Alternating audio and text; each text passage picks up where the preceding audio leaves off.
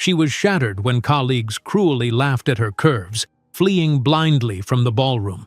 But the billionaire CEO pursued her, declaring in hushed awe that she was exactly what he had been longing for all his life.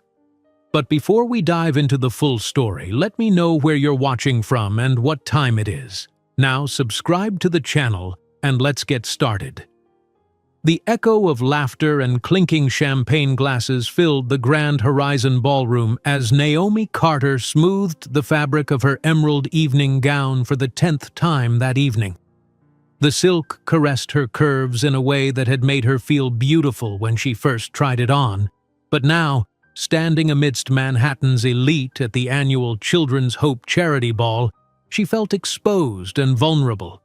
"Stop fidgeting," whispered Derek, her date for the evening, as he gripped her elbow a little too tightly. "You're drawing attention to yourself."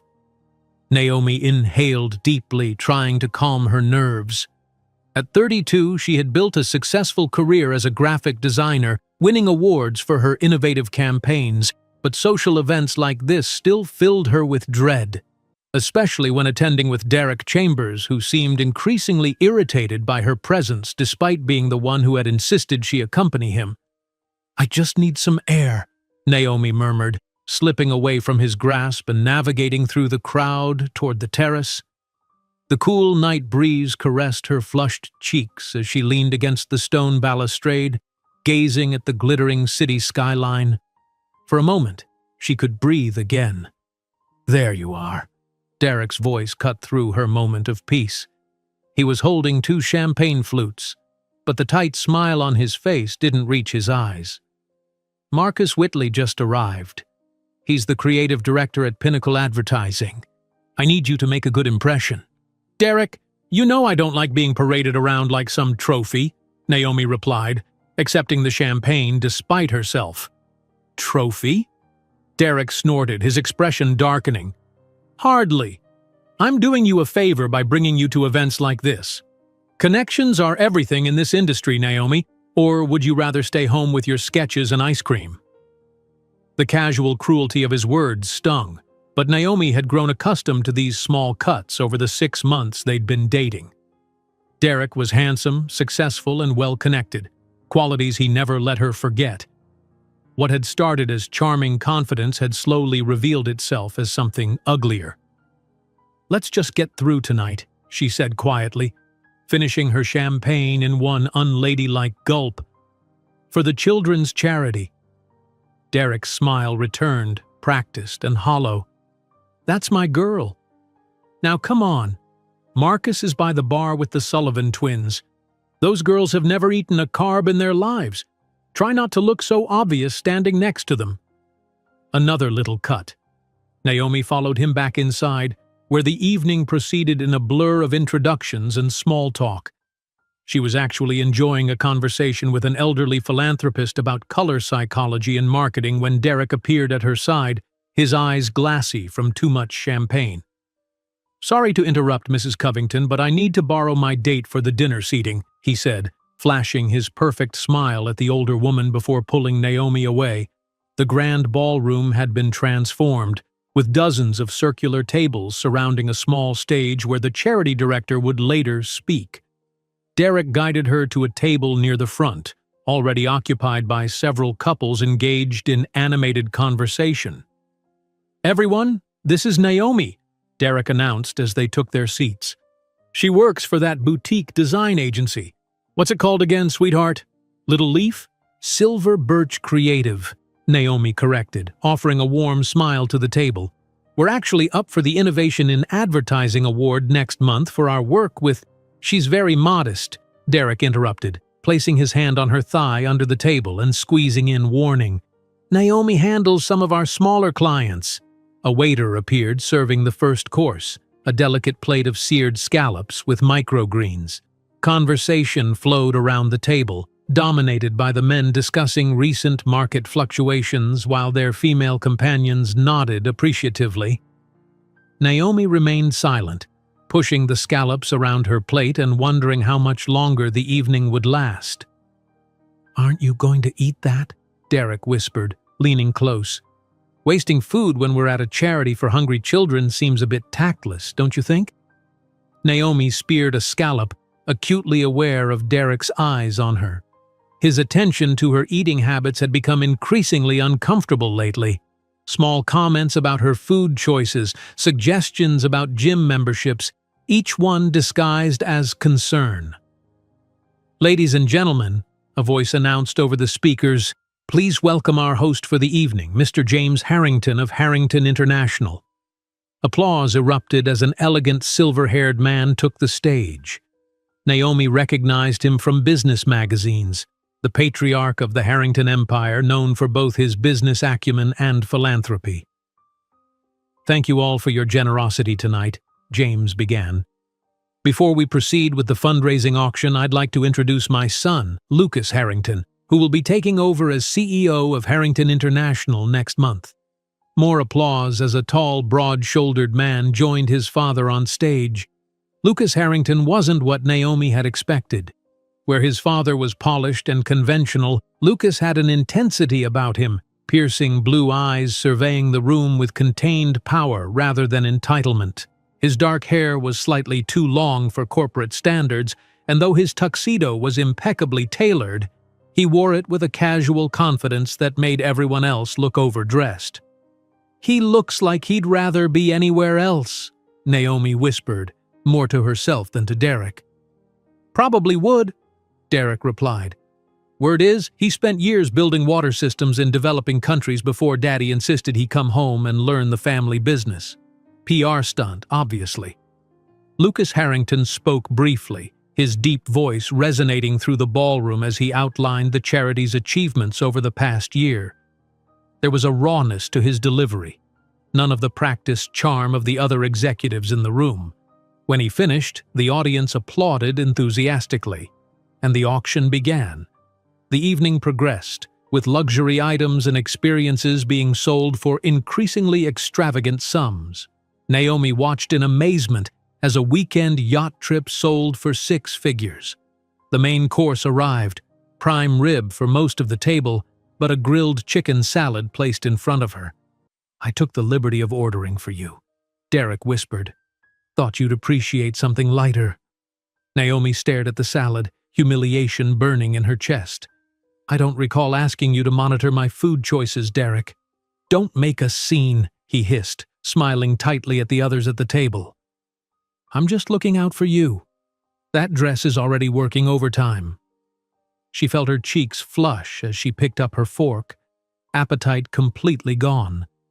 The conversation around the table had lulled, and she sensed that several people had overheard Derek's comment. A woman across the table gave her a sympathetic glance before quickly looking away.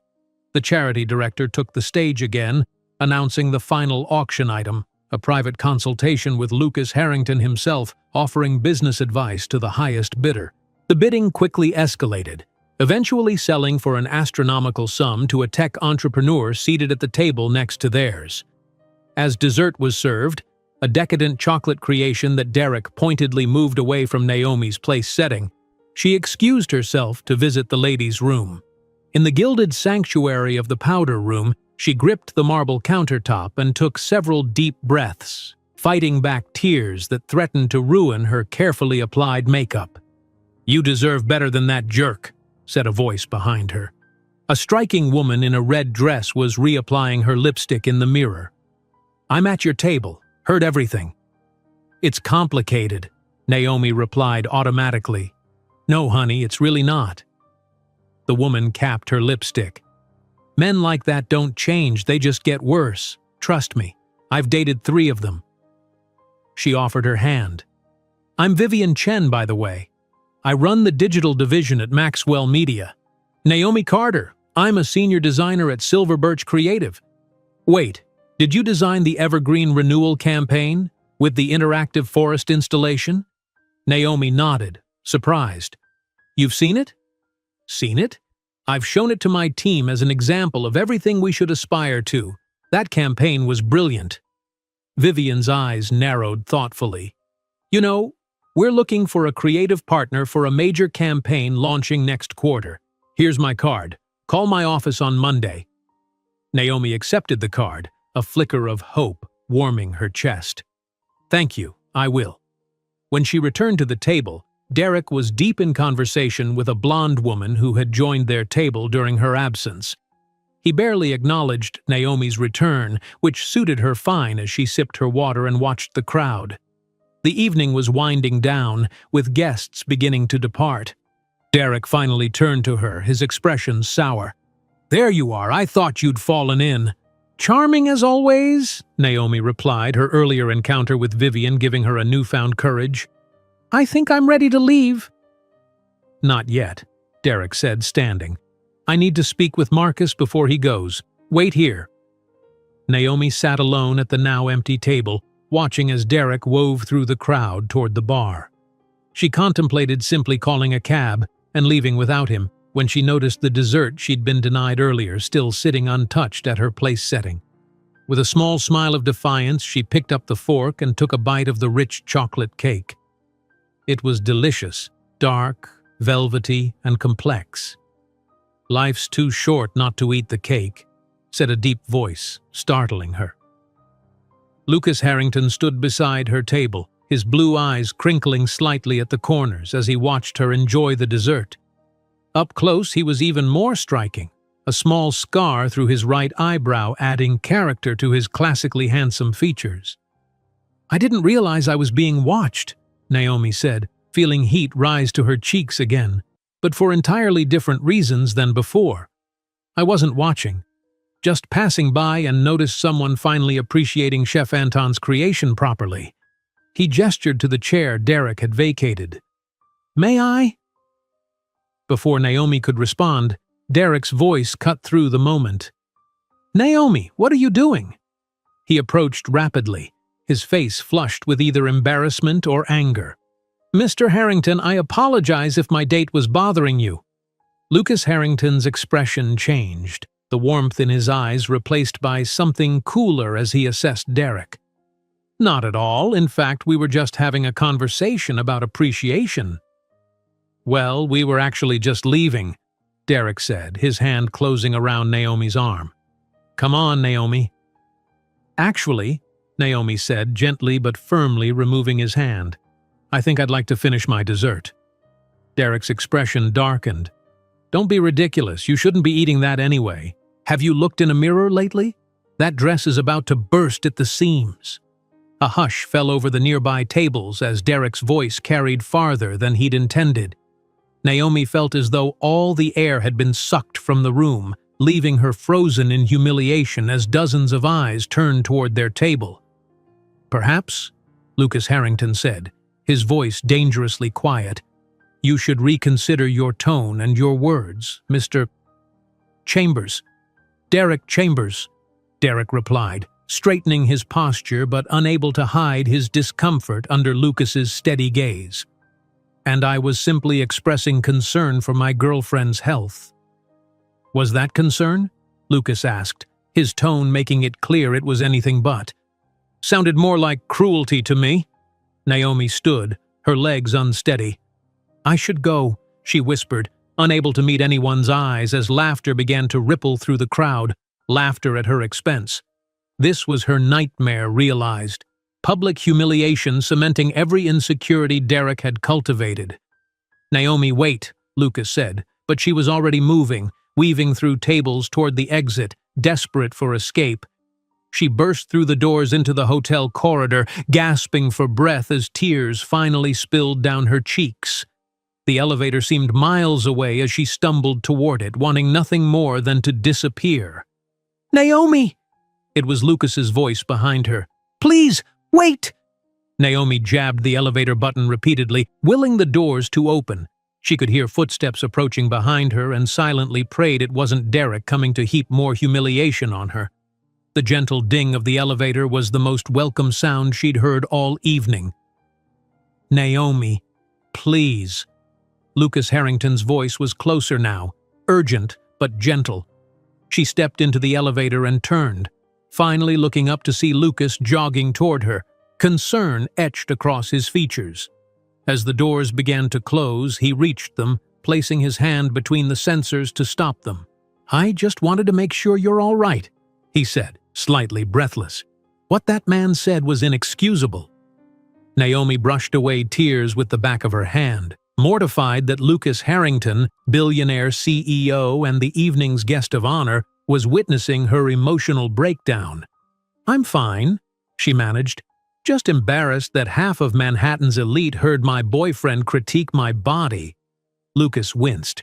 "Ex-boyfriend, I hope?" Despite everything, Naomi let out a small, watery laugh. "As of about 2 minutes ago, yes." Lucas hesitated, then stepped fully into the elevator. "Let me at least make sure you get home safely. My driver can take you anywhere you need to go." "That's really not necessary, Mr. Harrington." "Lucas, please." He pressed the lobby button. "And I insist. Consider it an apology on behalf of my family's event." Naomi wanted to refuse, to insist she could handle herself, but exhaustion was setting in. The thought of struggling to find a cab in her evening gown while possibly running into more gala attendees was unbearable. "Thank you," she conceded. The elevator descended in silence, but it wasn't uncomfortable. Lucas kept a respectful distance, his presence somehow steadying rather than intrusive. When they reached the lobby, he guided her through a side entrance to avoid the main hotel doors where photographers might still be lingering. A sleek black car waited at the curb, a driver stepping out to open the door as they approached. "Ms. Carter will need a ride home," Lucas instructed. "Please ensure she arrives safely." "You know my name," Naomi observed, surprised. Lucas smiled slightly. "I make it a point to know the names of interesting people." "You don't know anything about me." "I know you're talented enough to make Vivian Chen take notice. I overheard your conversation in passing. She's notoriously selective about creative partners." His blue eyes studied her face with an intensity that made her heart beat faster. "I know you have the courage to stand up to that awful man, even in a room full of strangers. And I know you appreciate good chocolate, which speaks to excellent taste." Naomi couldn't help smiling despite the tears still drying on her cheeks. "A woman of mystery, clearly."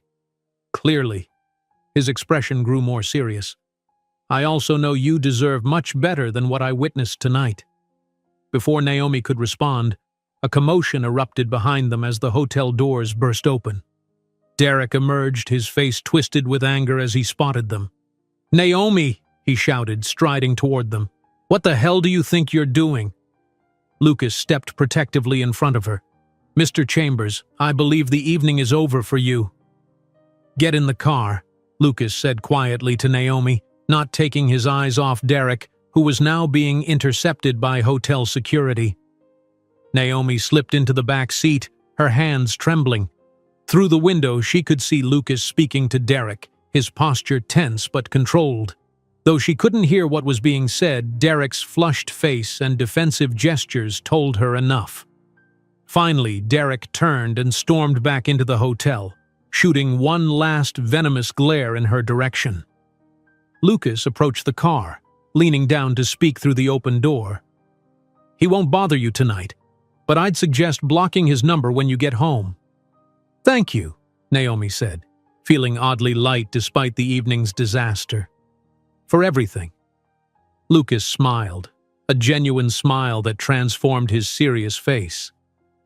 "It was my pleasure meeting you, Naomi Carter. I just wish it had been under better circumstances." He hesitated, then added, "I meant what I said about Vivian Chen. Her projects are always exceptional. Don't let tonight make you miss that opportunity." With that, he closed the car door and stepped back. As the car pulled away from the curb, Naomi watched him through the rear window until he disappeared from view. The ride to her Brooklyn apartment passed in a blur of city lights and quiet reflection. By the time the driver pulled up to her building, Naomi had deleted Derek's number from her phone, removed him from all social media, and sent a brief but clear text ending their relationship formally. It felt like shedding a heavy coat she hadn't realized was weighing her down. "Thank you," she told the driver as he opened her door. "Please thank Mr. Harrington for me as well." "Already taken care of, Ms. Carter," the driver replied with a knowing smile. "Mr. Harrington asked me to give you this." He handed her a small envelope. Inside, she found a business card with Lucas Harrington's private number handwritten on the back, along with a brief note. In case you ever need a dessert recommendation, LH. Naomi smiled, tucking the card into her clutch as she made her way up to her apartment. Once inside, she kicked off her uncomfortable heels and unzipped the emerald dress, letting it pool at her feet before stepping into the shower to wash away the remnants of the evening. Later, wrapped in her favorite fluffy robe with her makeup scrubbed clean, she curled up on her sofa and examined Lucas's card more carefully. His gesture had been kind, but realistically she knew it was probably nothing more than that, kindness to a woman who had been publicly humiliated. Men like Lucas Harrington didn't actually pursue women like her. Tomorrow he would forget her name, and she would go back to her regular life at Silver Birch Creative. Her phone chimed with a text from an unknown number. Got your number from Derek's phone before security escorted him out. This is Vivian Chen. I meant what I said about calling me Monday. That jerk doesn't deserve you, and my company needs your talent. Naomi smiled, typing a quick response confirming she'd call. Perhaps some good would come from this disaster of an evening after all. The weekend passed quietly as Naomi threw herself into her latest design project, a rebranding for a local organic food cooperative. The work was soothing, allowing her to process her emotions through color and form rather than dwelling on Friday night's humiliation. By Sunday evening, she had almost convinced herself that the entire Lucas Harrington interaction had been a stress-induced hallucination. Monday morning dawned bright and clear. Naomi dressed with particular care, selecting a deep blue wrap dress that accentuated her curves rather than hiding them. Derek's voice still echoed in her mind, criticizing her body, but she deliberately pushed it aside. Today was about reclaiming her confidence, starting with her meeting at Silver Birch and followed by her call to Vivian Chen. The design studio was buzzing with energy when she arrived. Her colleagues gathered around the conference room door, whispering excitedly. "Naomi!" Josh, one of the junior designers, spotted her and rushed over. "Where have you been? Marcus has been looking everywhere for you." "Marcus?" Naomi checked her watch, confused. "Our meeting isn't until 10. "Not our Marcus. Marcus Whitley from Pinnacle Advertising." Josh's eyes were wide with excitement. "He's been here since 8, demanding to speak with you personally. Something about a major project?" Naomi's mind raced back to the charity gala. Marcus Whitley had been the creative director Derek was so eager to impress. What could he possibly want with her? Before she could process this information, the studio's door opened again, and a familiar figure stepped inside. The entire office fell silent as Lucas Harrington, dressed in an impeccably tailored charcoal suit, scanned the room until his eyes found Naomi. "Ms. Carter," he said, a smile warming his serious features. "I hope you don't mind the intrusion. I was in the neighborhood." Naomi was acutely aware of every eye in the studio locked on them, her colleagues' expressions ranging from shock to fascination. "Mr. Harrington," she managed, "this is unexpected." "Lucas, please," he reminded her, approaching with that same confident stride she'd noticed at the gala. "I have a proposition for you, professionally speaking." Marcus Whitley emerged from the conference room, his expression a mixture of deference and surprise at seeing Lucas. "Mr. Harrington, I didn't realize you'd be joining us this morning." "Last-minute decision," Lucas replied smoothly, though his eyes never left Naomi's face. "Ms. Carter, I understand you have a meeting scheduled, but I was hoping to steal a moment of your time afterward." Marcus waved his hand dismissively. "Please, take all the time you need. My meeting with Ms. Carter can wait." Naomi found her voice at last. "Actually, I'd prefer to keep my scheduled appointments." She turned to Marcus. "Shall we begin our meeting as planned?"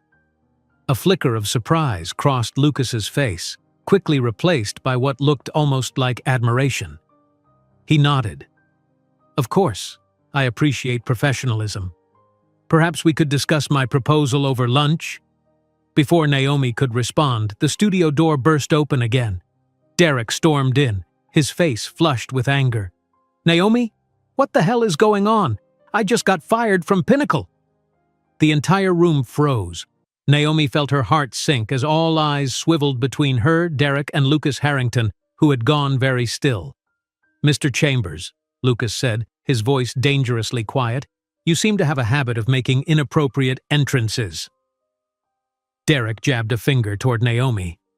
"You did this! You slept with Harrington and got me fired!" Gasps echoed around the studio. Naomi felt her face burn with humiliation for the second time in 3 days. "That's not true," she said, hating how small her voice sounded. "Mr. Chambers," Marcus Whitley stepped forward, his expression cold. "You were fired because you falsely claimed credit for Ms. Carter's work on the Evergreen campaign during our conversation Friday night, a fact that became apparent when I reviewed the project files this weekend." Derek's face paled. "That's not—" "Furthermore," Marcus continued, "your behavior at the charity gala was reprehensible and reflects poorly on any company you represent. Now, I suggest you leave before I call security." Derek's eyes darted between them, finally settling on Naomi with undisguised hatred.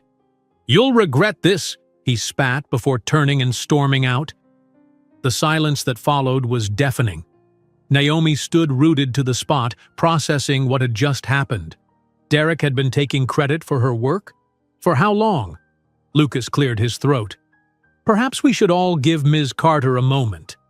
His authoritative tone sent her colleagues scattering back to their desks, though they continued to steal glances in their direction. "Are you all right?" Lucas asked quietly when they were relatively alone. Naomi took a deep breath, straightening her shoulders. "I'm fine. Just processing." "Understandable." He studied her face for a moment. "For what it's worth, I had nothing to do with his firing. Though I can't say I'm sorry to hear about it." Despite everything, Naomi found herself smiling. "Neither am I." She glanced toward the conference room where Marcus Whitley was pretending not to watch them. "I should probably—" "Of course." Lucas nodded. "But my lunch invitation stands. There's a project at Harrington International that would benefit tremendously from your talents." Naomi hesitated, torn between professional opportunity and the warning bells ringing in her mind. After Derek, the last thing she needed was to get involved with another powerful man with an agenda. "It's just lunch," Lucas added, as if reading her thoughts. "And strictly business." "All right," Naomi agreed finally. "Lunch, strictly business." Lucas's smile was genuine, reaching his eyes in a way that made her heart skip. "Excellent. I'll have my assistant contact yours with the details." "I don't have an assistant," Naomi admitted. Lucas laughed, a warm, rich sound that seemed to fill the entire studio. "Even better. I'll text you myself." He extended his hand, which she took after only a brief hesitation. His grip was warm and solid. "Until then, Naomi Carter." As he left, Naomi became aware of the stunned silence in the studio. Her colleagues were staring at her with expressions ranging from awe to suspicion. Marcus Whitley approached, looking both impressed and confused. "Shall we begin our meeting?" she suggested, purposefully ignoring the elephant in the room. Marcus nodded, seemingly relieved to return to familiar professional territory. "Absolutely. And Ms. Carter, I think we have a lot to discuss about your future." As they walked toward the conference room, Naomi couldn't help glancing back at the door where Lucas had disappeared. Strictly business, she reminded herself, but the warmth lingering in her hand where he'd touched her suggested it might not be so simple. The meeting with Marcus Whitley lasted nearly 2 hours, during which Naomi struggled to maintain her professional composure while her mind kept drifting to the lunch appointment with Lucas Harrington. Marcus was effusive in his praise for her work, apologizing repeatedly for not realizing Derek had been passing off her designs as collaborative efforts. "I'd like to offer you a position at Pinnacle," Marcus said finally, sliding a folder across the conference table. Senior Creative Director reporting directly to me. The salary and benefits package is all there. Naomi opened the folder, her eyes widening at the figure on the offer letter. It was nearly double what she currently made. "This is generous," she managed, forcing herself to maintain composure. "It's what you're worth," Marcus replied firmly. "Frankly, after seeing your full portfolio this weekend, I'm embarrassed I didn't pursue you sooner. The Evergreen campaign was extraordinary, completely revolutionary in its approach." Naomi closed the folder, her mind racing. "I appreciate the offer, Marcus, but I need some time to consider it. I have other opportunities I'm exploring as well." "Of course," Marcus nodded, though she could see the disappointment in his eyes. "Take the week, but I hope you'll consider how much creative freedom you'd have at Pinnacle.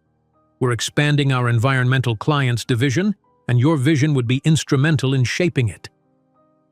When the meeting finally ended, Naomi returned to her desk to find it surrounded by curious colleagues, all barely pretending to work. "So," Josh sidled up to her workstation, "Lucas Harrington? The Lucas Harrington? Are you going to tell us what that was about?" Naomi busied herself organizing her desk. "It's a potential project, that's all. A potential project that brings the city's most eligible billionaire CEO to our humble studio? In person?" Josh raised an eyebrow skeptically. "The man could have sent an assistant, or an email, or literally anyone else. Maybe he values the personal touch," Naomi replied, unable to suppress a small smile. Josh nodded knowingly. "And what about Derek barging in here like a telenovela villain? What was that about?" Naomi's smile faded. "That was complicated. We broke up. It didn't end well." Josh's expression softened. "I'm sorry, Naomi. I always thought he was kind of a jerk, if it helps." "It does, actually." She glanced at her watch. "I should get going. I have another meeting." As if on cue, her phone chimed with a text message from an unknown number. "Car waiting outside whenever you're ready. LH." Josh peered over her shoulder, his eyes widening. "Oh my God! You're going on a date with Lucas Harrington!" "It's not a date," Naomi insisted, gathering her tablet and purse. "It's a business lunch." "Sure, honey. Whatever helps you sleep at night." Josh grinned, making shooing motions with his hands. "Go, don't keep Manhattan's most sought-after bachelor waiting." Naomi rolled her eyes but hurried toward the exit, suddenly conscious of her appearance. She ducked into the restroom for a quick check. Her makeup was still intact, but she wished she'd worn something more impressive than her everyday work dress. Taking a deep breath, she reminded herself that this was strictly professional.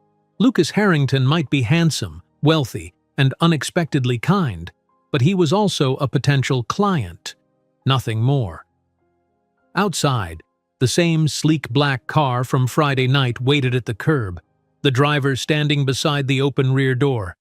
As she approached, she was surprised to find the back seat empty. "Mr. Harrington asked me to bring you to the restaurant, Ms. Carter," the driver explained, noticing her confusion. "He's meeting us there." Naomi settled into the luxurious leather seat, both relieved and oddly disappointed that Lucas wasn't waiting for her. The car glided through Manhattan traffic with surprising ease, eventually pulling up to a small, unassuming restaurant in the West Village. "This is Lucia's," the driver explained as he opened her door. "It's not well known to the public. Mr. Harrington values his privacy." The restaurant's exterior was modest, a simple awning over a wooden door with no signage except a small brass plaque reading "Lucia's" in elegant script. Inside, however, was a warm, intimate space with only 8 tables, each set well apart from the others. The decor was understated but exquisite. Fresh flowers, crisp linens, and soft lighting creating an atmosphere of refined comfort.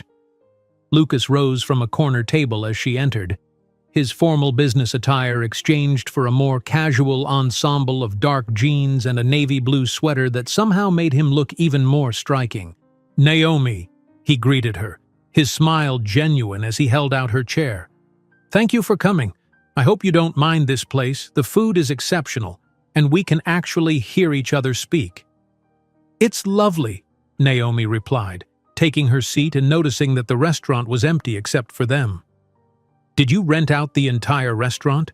Lucas looked slightly embarrassed. "Not exactly. Lucia is my godmother. She keeps the place closed on Mondays but makes an exception for family."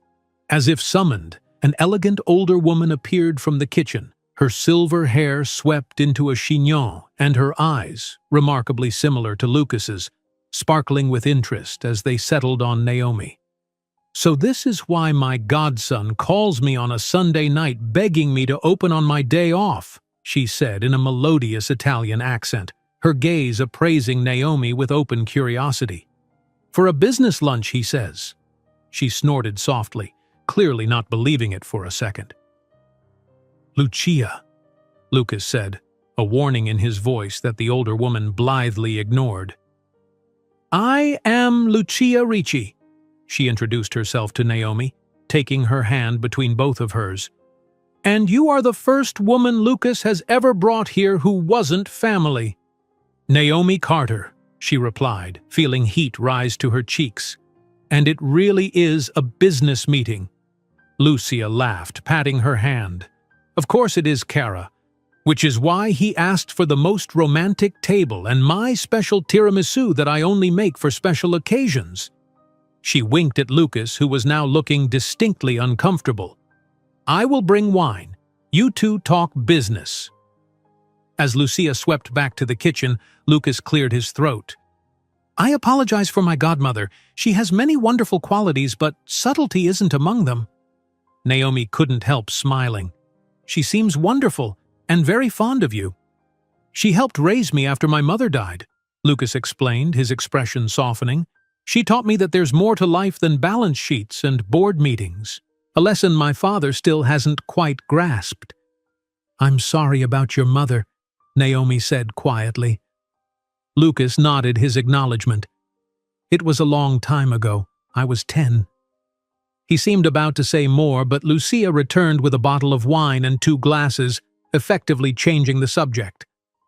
After she'd gone again, Lucas leaned forward slightly. "I imagine you're wondering why I asked you here." "The thought had crossed my mind," Naomi admitted, taking a sip of the excellent wine. "Harrington International is launching a major new initiative next quarter," Lucas explained, his tone shifting to something more professional. "We're establishing a foundation focused on sustainable water solutions in underserved communities, both internationally and here in the U.S. Naomi nodded, recalling what Derek had said about Lucas spending years working on water systems in developing countries.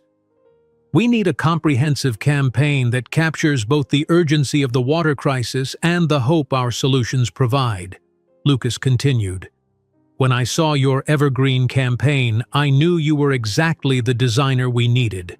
You have a rare ability to communicate complex environmental concepts in ways that resonate emotionally."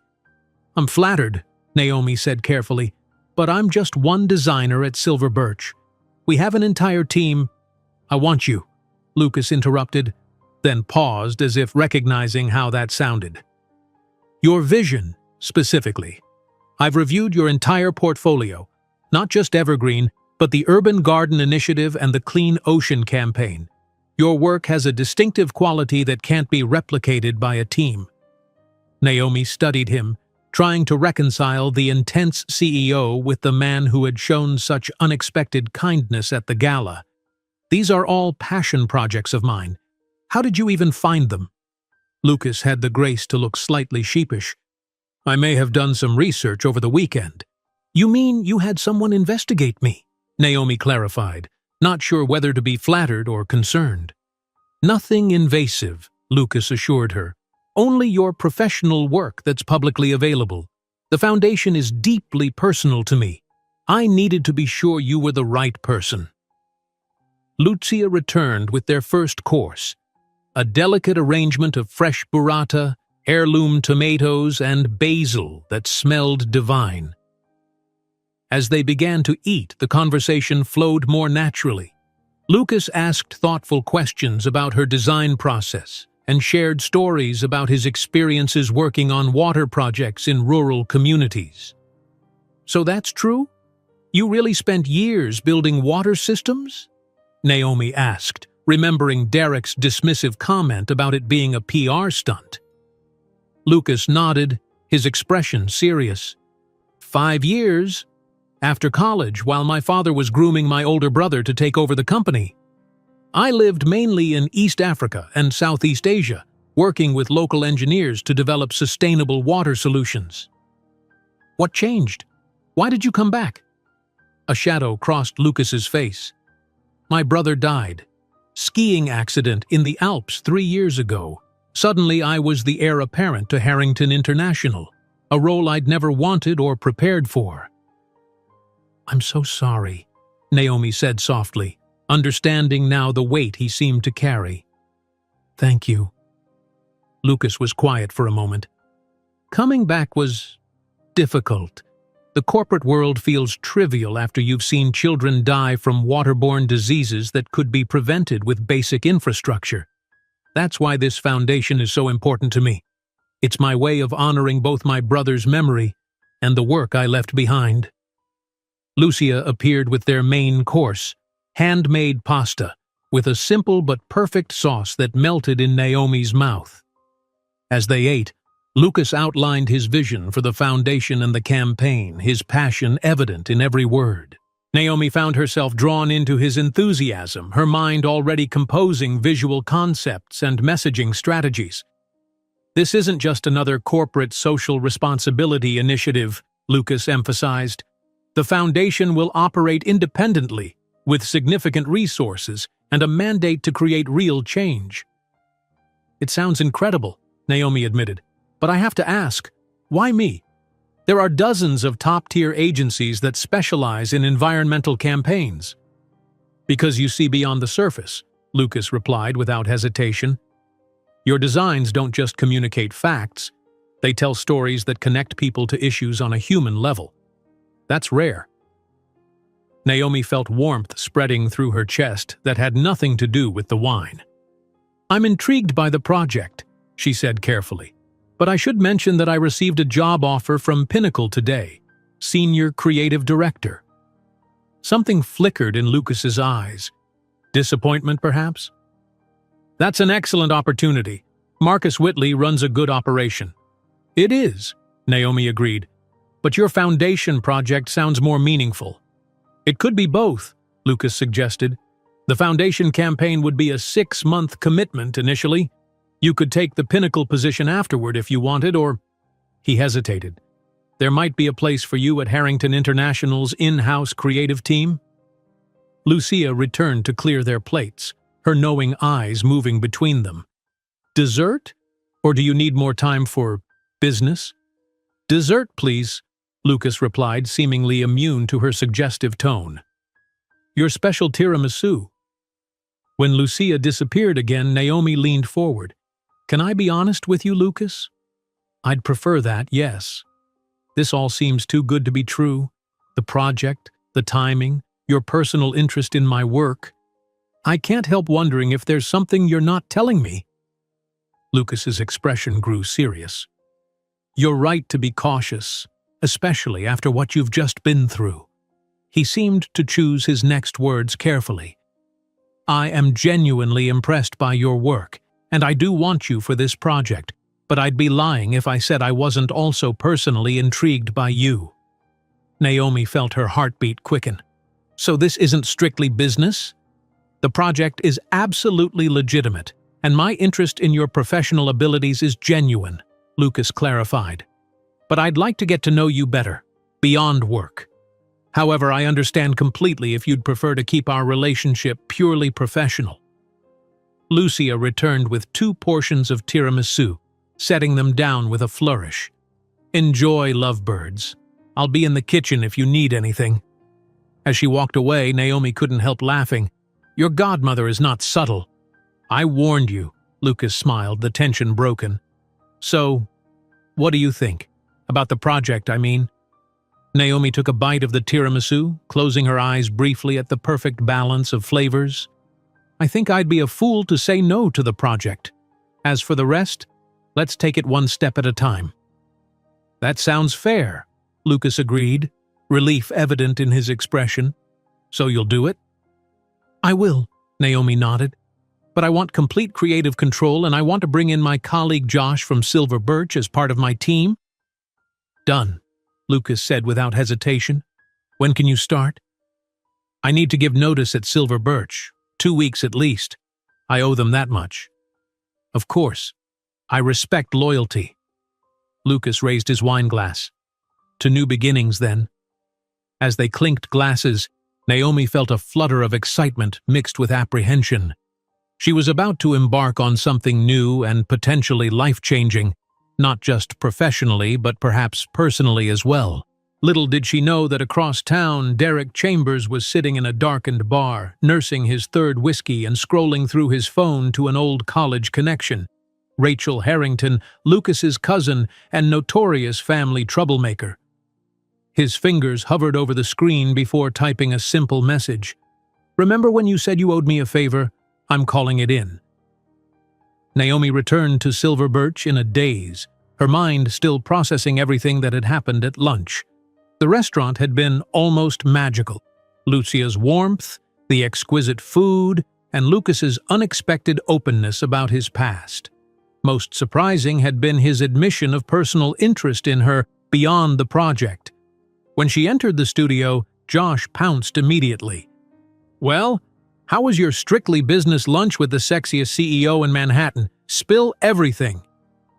"It was interesting," Naomi admitted, unable to suppress a smile. "And I have something to tell you."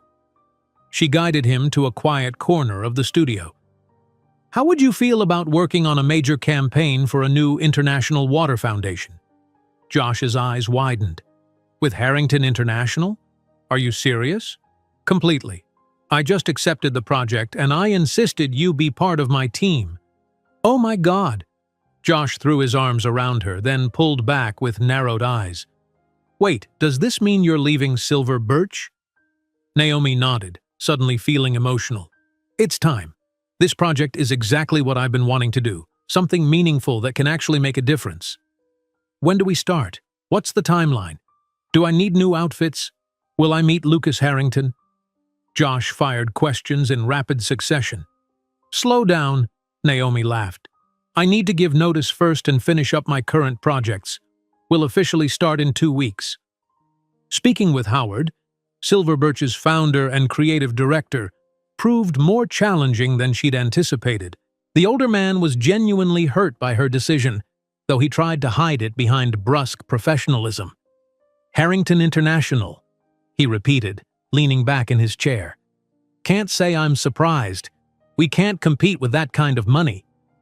"It's not about the money, Howard," Naomi insisted. "It's about the project. It's exactly the kind of work I've always wanted to do." Howard sighed, removing his glasses to polish them, a nervous habit she'd observed over her 5 years at the agency. "We gave you those passion projects, Naomi. The Evergreen Campaign, Urban Gardens, those weren't exactly lucrative for us." "I know, and I'm grateful. But this is on a global scale, clean water infrastructure for communities that desperately need it." Something in Howard's expression softened. "You always did have a bleeding heart. It's what makes your work so damn good." He replaced his glasses. "We'll miss you around here, and not just for your talent." By the time Naomi left Howard's office, the news had already spread throughout the studio. Her colleagues gathered around her desk with a mixture of congratulations and dismay. Silver Birch was a small, tight-knit agency, more like family than co-workers, and her departure would leave a significant gap. "Just promise you won't forget us little people when you're hanging out with billionaires," teased Maria, the studio manager who had taken Naomi under her wing when she first started. "As if I could," Naomi replied, hugging her.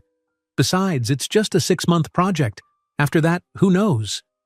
But as she gathered her belongings that evening, Naomi sensed that something fundamental had shifted. Her life had been turned upside down in the span of just 3 days, from public humiliation to an exciting new opportunity and the possibility of… what? A relationship with Lucas Harrington still seemed far-fetched, despite his admission of interest. Her phone chimed with a text as she was leaving the building. She expected it to be Josh with more questions, but instead saw Lucas's name on her screen. "Hope your afternoon went well. Would you be available to see the foundation offices tomorrow? I'd like to introduce you to the team." Naomi smiled, quickly responding that she would be available after lunch. Almost immediately, Lucas replied, "Perfect. Car will pick you up at 1 p.m. Looking forward to it." As she walked to the subway, Naomi couldn't help feeling like she was living someone else's life. Just last week, she had been stuck in a toxic relationship, her creative ambitions stifled, her self-confidence at an all-time low. Now, somehow, everything was changing. Across town, Rachel Harrington lounged in her expansive penthouse, scrolling through Derek's social media while sipping an obscenely expensive Bordeaux. The message from him had intrigued her. They hadn't spoken since a regrettable hookup during their senior year at Yale, years before he'd started dating Naomi. "So she dumped you for my cousin," Rachel mused aloud, examining a photo of Naomi and Derek at some boring corporate function. Interesting. Rachel was everything Lucas was not: flashy where he was understated, impulsive where he was methodical, and utterly uninterested in the family business beyond the wealth it provided her. As the daughter of James Harrington's younger brother, she had the family name but none of the responsibilities, a situation that suited her perfectly. Her phone rang, displaying Derek's number. "Well, well," she answered silkily. "The prodigal ex-boyfriend calls." "Did you look her up?" Derek demanded without preamble. "Hello to you too, Derek." "Yes, I'm doing well, thanks for asking," Rachel drawled, examining her perfect manicure. "Cut the crap, Rachel. I need information on this woman. Lucas is up to something with her." Rachel rolled her eyes, though Derek couldn't see it. "I've been watching my cousin's social media and there's nothing about any woman. Though that's not unusual. Lucas is painfully private. What exactly do you think is happening here?" "She's a nobody, a designer from some boutique agency. And suddenly she's having private lunches with Lucas Harrington? He showed up at her office personally. Something doesn't add up." "Wait, he went to her workplace?" Rachel sat up straighter, genuinely surprised. Lucas was notorious for sending subordinates to handle anything that didn't absolutely require his presence. "Yes, and now she's working on some special project for his precious foundation. She's obviously sleeping with him to get ahead." Rachel considered this, taking another sip of wine. "That doesn't sound like Lucas. He's insufferably ethical. Besides, he hasn't dated anyone since that boring architect last year." "Trust me, I know what I saw," Derek insisted. "Will you help me or not? You owe me." "Because of that sloppy, drunken night 10 years ago? Please." Rachel laughed. "But this is interesting enough that I'll look into it. Not for you, for my own amusement. The idea of straight-laced Lucas falling for some curvy nobody is too delicious to ignore." After hanging up, Rachel pulled up Lucas's calendar on her tablet. A perk of being family was access to certain company systems, though Lucas would be furious if he knew she could view his schedule. Sure enough, there was a meeting tomorrow with N. Carter at the foundation offices. "Well, cousin dearest," she murmured, setting a reminder for herself. "Let's see what you're up to." The next morning, Naomi arrived early at Silver Birch, determined to make progress on her current projects before transitioning them to colleagues. She was deep in concentration when Josh appeared, balancing 2 coffee cups and wearing an expression of barely contained excitement. "Triple shot latte," he announced, placing 1 cup beside her. "You'll need the extra caffeine. I did some research on the Harrington Water Foundation last night." "Already? It hasn't even been officially announced yet." "I have my sources," Josh said mysteriously, "by which I mean I sweet-talked information out of my roommate who works in PR at Harrington International.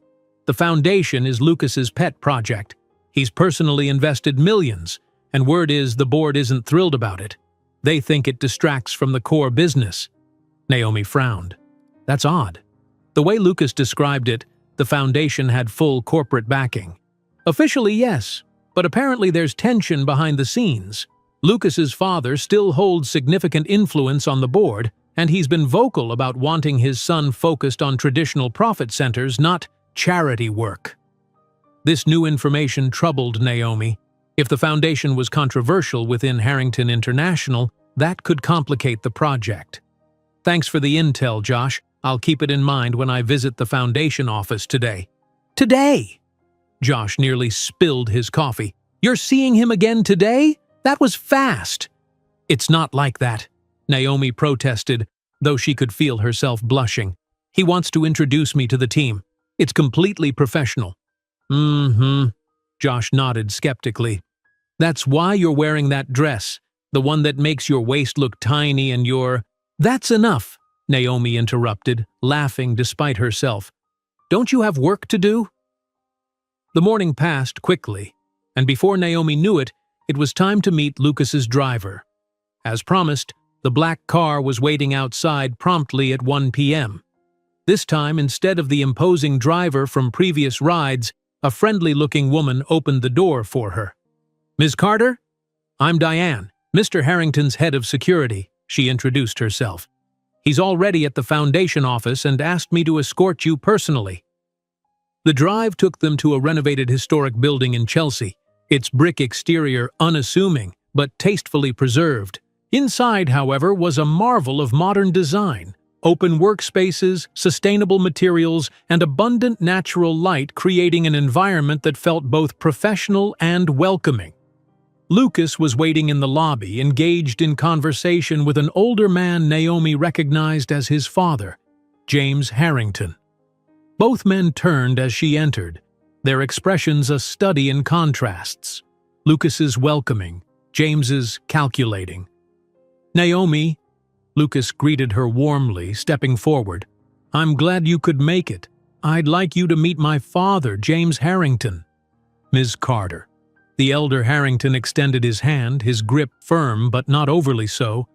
My son has been quite enthusiastic about your involvement in his project. The slight pause before project spoke volumes. Josh's information had been correct. James Harrington clearly viewed the foundation as a distraction. It's an honor to meet you, Mr. Harrington, Naomi replied politely. Lucas has shared his vision for the foundation and I'm excited to help bring it to life. James studied her with shrewd eyes that missed nothing. Yes, Lucas has always had grand visions. I'm more concerned with practical outcomes. Perhaps you can persuade him to approach this venture with more fiscal restraint. Father, Lucas's voice held a warning note. We've already discussed this. And we'll discuss it again, I'm sure. James replied smoothly. But I won't keep you from your tour. Ms. Carter, a pleasure. As James departed, Naomi noticed the tension in Lucas's shoulders.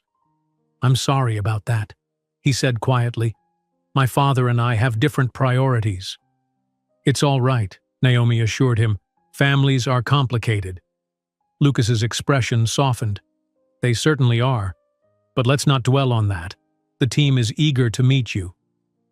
As they walked through the office, Lucas introduced Naomi to the foundation staff, engineers, development experts, and communications specialists, many of whom had worked with him during his years abroad. Their genuine respect for him was evident, as was their enthusiasm for the foundation's mission. And this will be your space. Lucas showed her to a bright corner office with an adjustable drafting table and state-of-the-art design equipment. If there's anything else you need, just let Mara know. He indicated the foundation's operations director, a capable-looking woman who had joined their tour.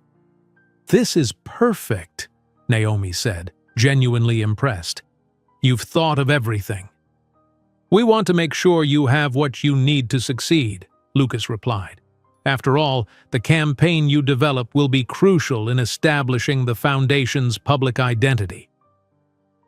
The tour concluded in a conference room where preliminary research and project proposals were displayed on large boards.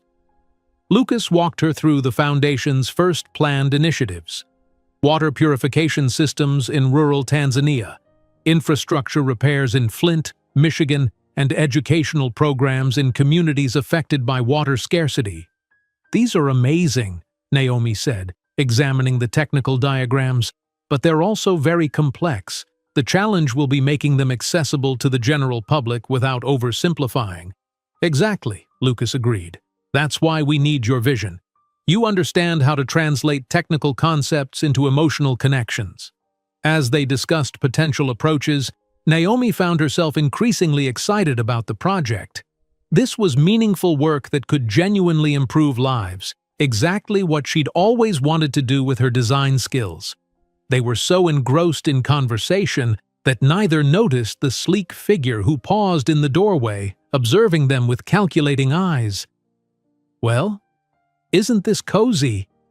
Rachel's voice cut through their discussion.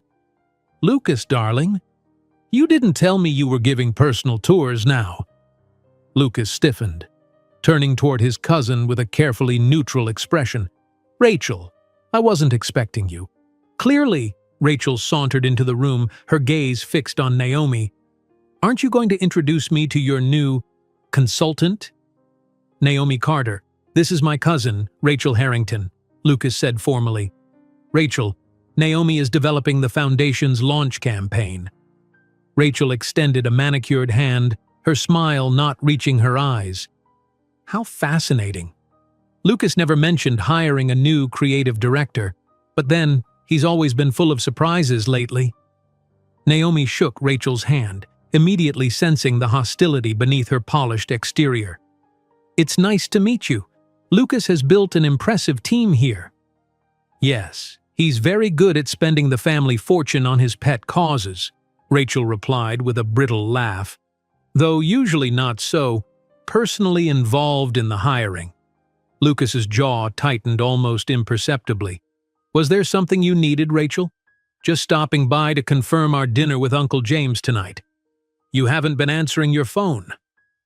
Rachel's eyes darted between them, clearly cataloging every detail of their interaction.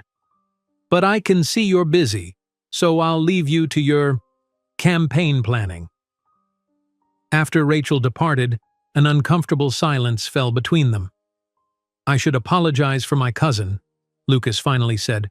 "Rachel can be abrasive." "It's fine," Naomi assured him, though Rachel's evident disdain had unsettled her.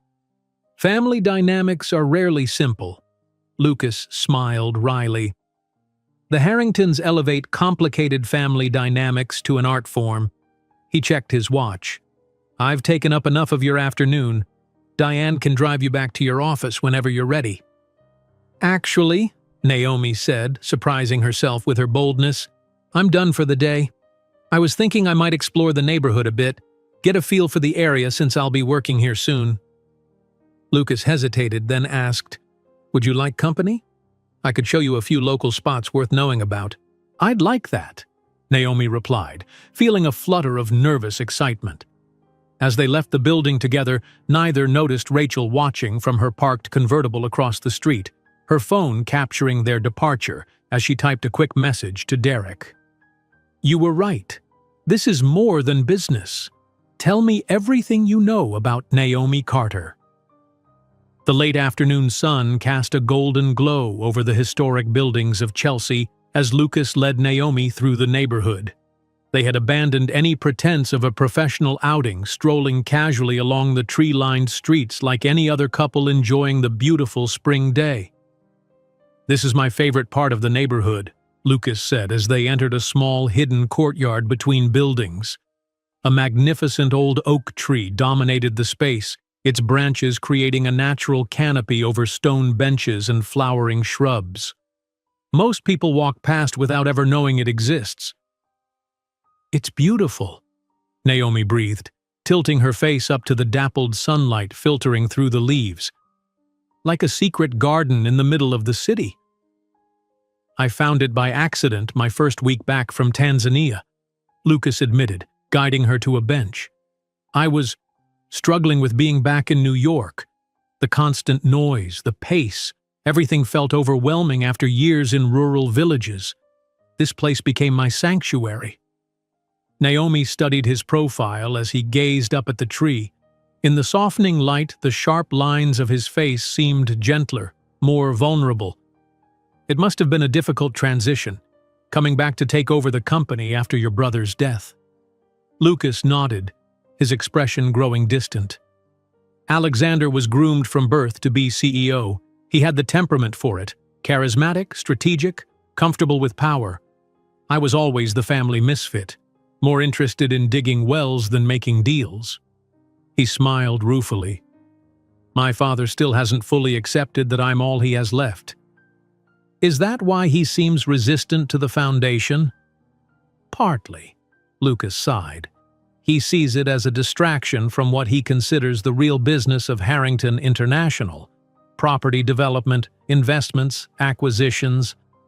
But it's more than that.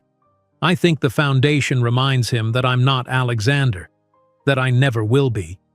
Naomi hesitated, then gently touched his arm. Maybe that's not a bad thing. From what I've seen, you're bringing something new to the company, a vision beyond just profit margins. Lucas looked down at her hand on his arm, then met her eyes with an intensity that made her breath catch. Thank you for saying that. Most people in my life are too afraid of the Harrington name to be honest with me. Well, I don't work for you yet, Naomi smiled, so I can still speak freely. I hope you always will, Lucas replied seriously, even after you officially join the foundation. They sat in companionable silence for a moment, the city's constant hum seeming distant in their secluded courtyard. Finally, Lucas stood, offering his hand. There's a small cafe around the corner that makes incredible pastries. Are you hungry? The cafe turned out to be another hidden gem, a tiny establishment with just 6 tables and a display case filled with pastries that looked like works of art. The elderly proprietor greeted Lucas by name, clearly delighted to see him. "Mr. Lucas, it has been too long," he exclaimed in a thick French accent. "And you bring a beautiful lady. This is cause for celebration." Naomi felt herself blushing as Lucas smiled at the old man's enthusiasm. "Henri, this is Naomi Carter. Naomi Henri Lefebvre makes the best eclairs in New York City." "You flatter an old man," Henri waved dismissively, though his eyes twinkled with pleasure. "Sit, sit. I have fresh pain au chocolat just from the oven." As they settled at a small corner table, Naomi couldn't help noticing how different Lucas seemed here, relaxed, smiling easily, far removed from the intense CEO she'd first encountered. Henry brought them steaming cups of coffee and a selection of pastries that made Naomi's mouth water. "I haven't had real French pastry in ages," she admitted, eyeing the delicacies appreciatively. "Please, enjoy," Lucas encouraged. "Henri would be offended if we didn't sample everything." Naomi selected a pain au chocolat, closing her eyes in bliss as the buttery layers melted on her tongue. When she opened them again, she found Lucas watching her with a warm expression that sent heat rushing to her cheeks. "What?" she asked, suddenly self-conscious. "Do I have chocolate on my face?" "No," he smiled. "I just enjoy watching someone appreciate food without reservation. It's refreshing." Naomi thought of Derek's constant monitoring of her eating habits, his thinly veiled criticisms whenever she indulged in anything he deemed too caloric. "My ex had opinions about what I should eat." Lucas's expression darkened. "Your ex seems to have had many opinions not worth the air used to voice them." "He did," Naomi agreed softly. "I see that much more clearly now." Their conversation flowed easily after that, moving from food to travel, books to art. Naomi learned that Lucas had a passion for photography, developed during his years abroad while she shared her love of vintage cinema and old jazz recordings. Time seemed to slip away in the cozy cafe until Henri regretfully informed them he needed to close. Outside, the early evening had brought a gentle coolness to the air. Naomi wrapped her light cardigan more tightly around herself, acutely aware that their impromptu outing was coming to an end. "Let me take you home," Lucas offered, noticing her slight shiver. "I can grab a subway," she protested, though without much conviction. please," he insisted. "It's the least I can do after keeping you out so late." In the car, a comfortable silence settled between them, broken only when Lucas asked for her address. As they approached her Brooklyn neighborhood, Naomi found herself wishing the ride would last longer. When the car finally stopped outside her building, neither made an immediate move to end the evening. "Thank you for today," Naomi said finally, "for showing me the foundation and the neighborhood, and for the pastries." "Thank you for agreeing to join the project," Lucas replied, "and for the company this afternoon. I haven't enjoyed myself like that in longer than I can remember." Their eyes met in the dim light of the car, and Naomi felt the air between them change, charge with possibility. Lucas leaned slightly closer, his gaze dropping briefly to her lips before returning to her eyes, silently asking permission. Heart hammering, Naomi closed the distance between them. The kiss was gentle at first, tentative, but quickly deepened as Lucas's hand came up to cradle her face. Naomi felt herself melting into him, all rational thought suspended in the warmth of his touch. When they finally broke apart, both slightly breathless, Lucas rested his forehead against hers. "I've been wanting to do that since the charity gala," he admitted softly, "even when I was fleeing in humiliation." "Especially then," he smiled. "You were the most genuine person in that entire ballroom." Naomi laughed softly. "That's a very diplomatic way of saying I was a mess." "You were beautiful," Lucas corrected, his thumb gently tracing her cheekbone. "And now I've completely destroyed any pretense of this being a strictly professional relationship. I think we left strictly professional somewhere between the secret courtyard and Henri's cafe," Naomi replied, her voice light though her heart was racing. Lucas smiled, but his expression quickly grew more serious. "Naomi, I want to be clear about something. My interest in you for the foundation campaign is completely separate from my personal attraction to you. If you want to keep things professional, I'll respect that absolutely. The job is yours either way." His earnestness touched her. "I believe you, and I appreciate that. But—" She took a deep breath. "I'd like to see where this goes. Whatever this is." The smile that lit up Lucas's face made her heart skip. "I'd like that too." He kissed her once more, softly, before reluctantly pulling away. "I should let you go. You probably have an early morning tomorrow."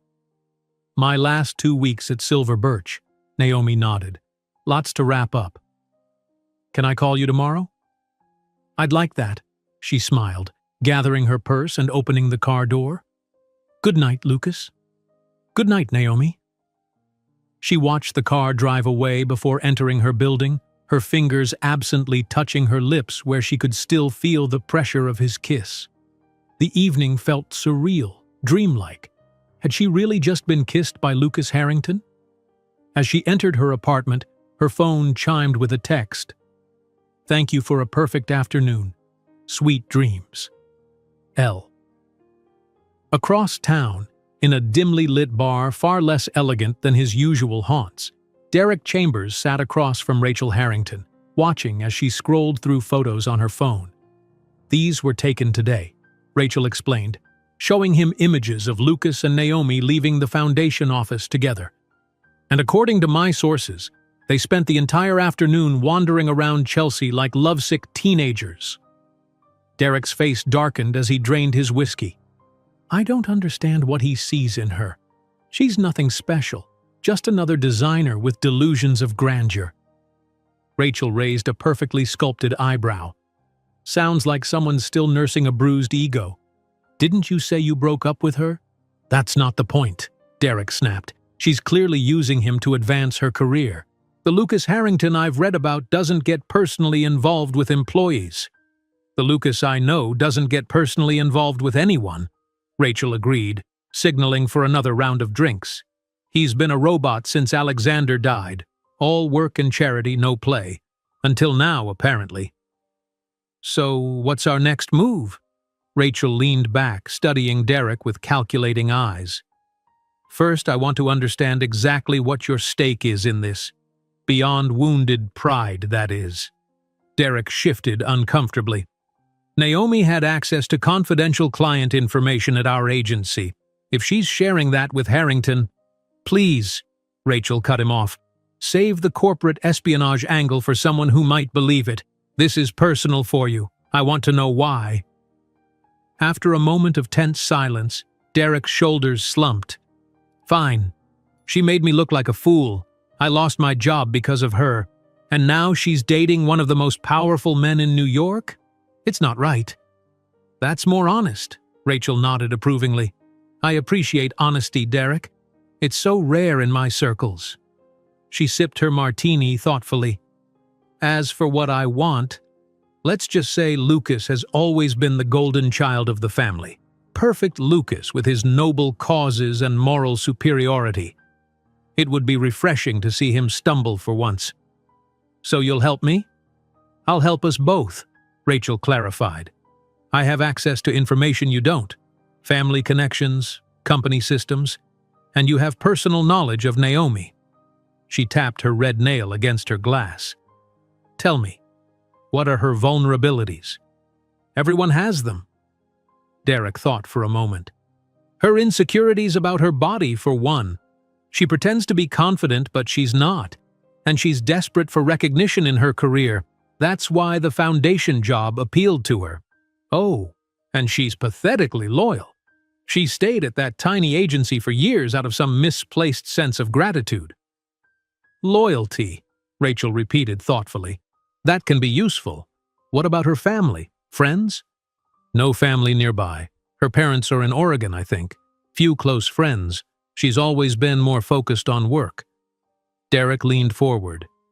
There was one ex before me, a photographer who cheated on her, completely shattered her trust, took her years to date again. Rachel's smile was predatory.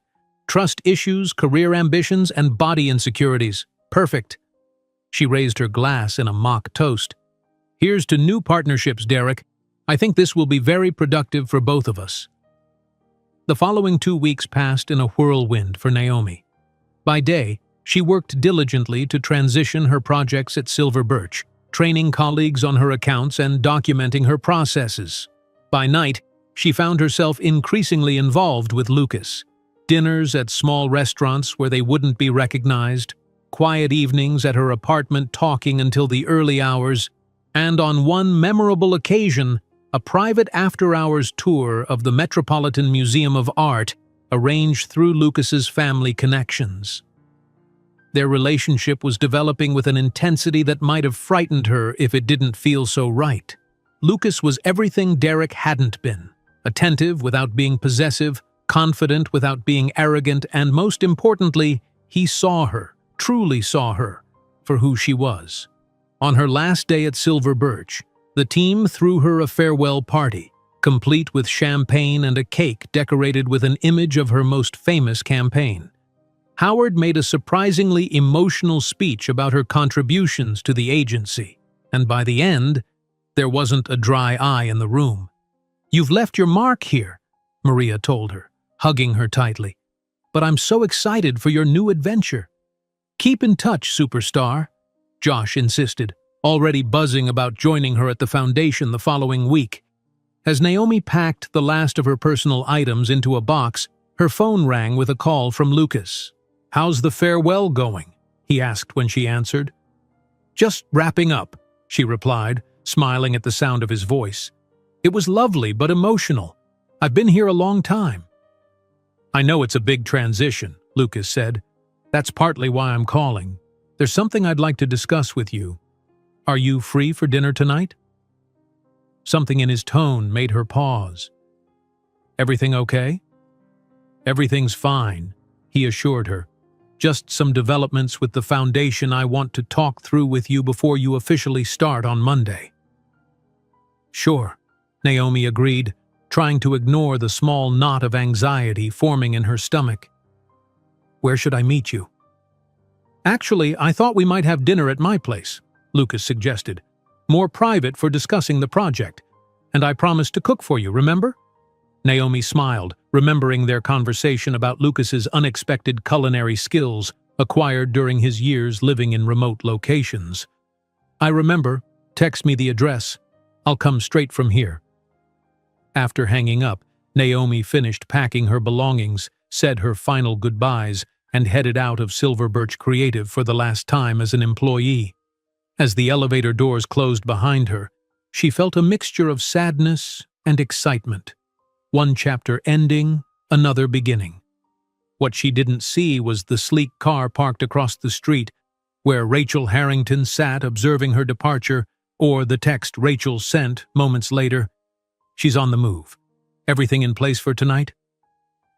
Lucas's address led Naomi to a historic building in Tribeca, its limestone facade speaking of old New York wealth without the flashiness of newer luxury developments. The doorman greeted her by name, making her wonder if Lucas had called ahead to announce her arrival. As she rode the elevator to the penthouse, Naomi found herself uncharacteristically nervous. Until now, they had met on neutral ground or at her modest apartment. This would be her first glimpse into Lucas's private world.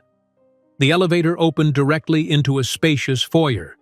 Before she could ring the bell, the door swung open to reveal Lucas, dressed casually in jeans and a simple navy sweater, looking more relaxed than she'd ever seen him. "You found it," he smiled, leaning in to kiss her softly. "Come in." Naomi had expected opulence, perhaps the sterile luxury featured in architectural magazines.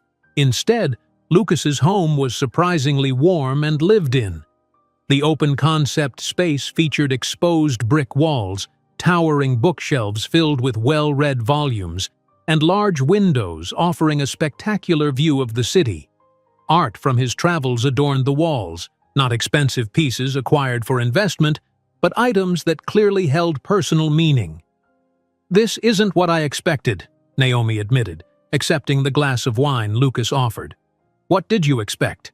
he asked, guiding her toward the living room. "I don't know. Marble, everything? A butler?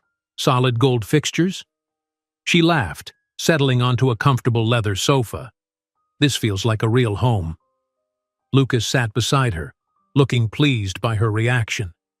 "I renovated after I returned from Tanzania. My brother's taste was more traditional Harrington, all antiques and inherited furniture that nobody actually wanted to sit on." "You lived here with Alexander?" Lucas nodded, a shadow crossing his features. "Briefly, when I first returned. The family has several properties in the city, but Alex insisted I stay here while I reacclimated to civilized life, as he put it." He gazed around the space. "After he died, I couldn't stand all the reminders. I kept the books. Alex was a voracious reader, but changed everything else." Naomi squeezed his hand, understanding how painful those memories must be. "I like it. It suits you." "Thank you." Lucas seemed genuinely touched by her approval. "Dinner's almost ready. I hope you like Italian." "Love it," Naomi assured him, following him to the kitchen where delicious aromas promised a meal far more sophisticated than she'd anticipated. "You really can cook." "Don't sound so surprised," Lucas laughed, stirring something that smelled divine. "When you live in places without restaurants, you learn quickly. Can I help with anything? Just keep me company," he replied, expertly juggling multiple pots while somehow managing to look entirely relaxed. "Tell me about your last day. Was it emotional?" As Naomi recounted the farewell party, Lucas listened attentively, asking questions about her colleagues and seeming genuinely interested in the relationships she'd formed at Silver Birch. By the time he served dinner, a perfectly prepared risotto with wild mushrooms, Naomi had almost forgotten his mention of developments with the foundation that needed discussion. "This is incredible," she praised after her first bite. "Where did you learn to make risotto like this?" "An Italian engineer I worked with in Ethiopia," Lucas explained. "We were stuck in a compound during the rainy season waiting for parts. He taught me authentic risotto to pass the time, said it was his grandmother's recipe and a crime against humanity that Americans couldn't make it properly." They ate at the kitchen island, the conversation flowing easily between them. Only when Lucas served dessert, a simple but perfect panna cotta, did Naomi finally broach the subject that had been lingering in her mind. "You mentioned developments with the foundation," she reminded him gently. "Is everything all right?" Lucas's expression grew more serious as he set down his spoon. "That's something we need to discuss." He took a deep breath. "The board is pushing back on the foundation's scope. My father has convinced several key members that our initial plans are too ambitious." "What does that mean exactly?" "They want to scale back, focus on 1 or 2 pilot projects rather than the comprehensive launch we planned, limit funding to about 1/3 of what I'd proposed." His frustration was evident. It's short-sighted. The whole point was to create systemic change, not just token projects for PR purposes. Naomi processed this information, understanding the implications for her work. "So, the campaign I've been envisioning would need significant adjustment," Lucas confirmed. "I'm fighting it, of course. I've called an emergency board meeting for Monday morning, but I wanted you to know before you officially started." "I appreciate that," Naomi said thoughtfully. "Is there anything I can do to help your position with the board?" Lucas looked surprised, then grateful. "Actually, yes. I was going to ask if you'd be willing to present your preliminary ideas at the meeting. Sometimes seeing the creative vision can shift perspectives in a way that budget spreadsheets can't." "Of course," Naomi agreed immediately. "I'll need to work over the weekend to get something together, but—" "That's the other thing," Lucas interrupted apologetically. "I hate to ask this on your first weekend of freedom from Silver Birch, but would you be willing to join a call tomorrow with some of our partners in Tanzania?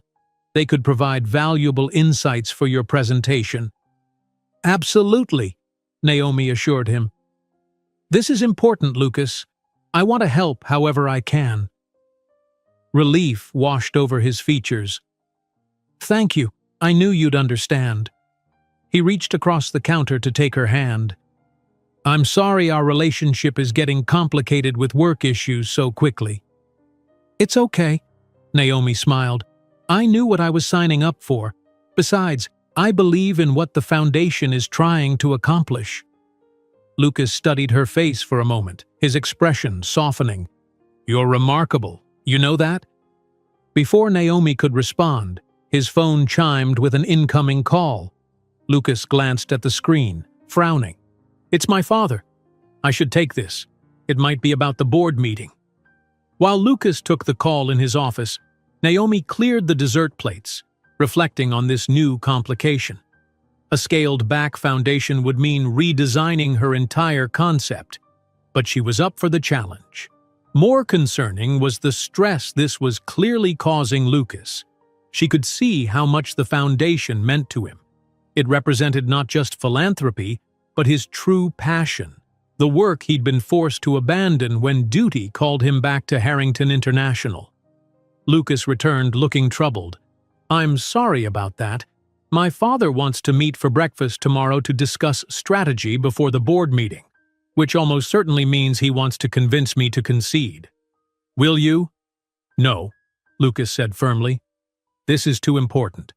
I've compromised on many things since taking over as CEO, but not on this."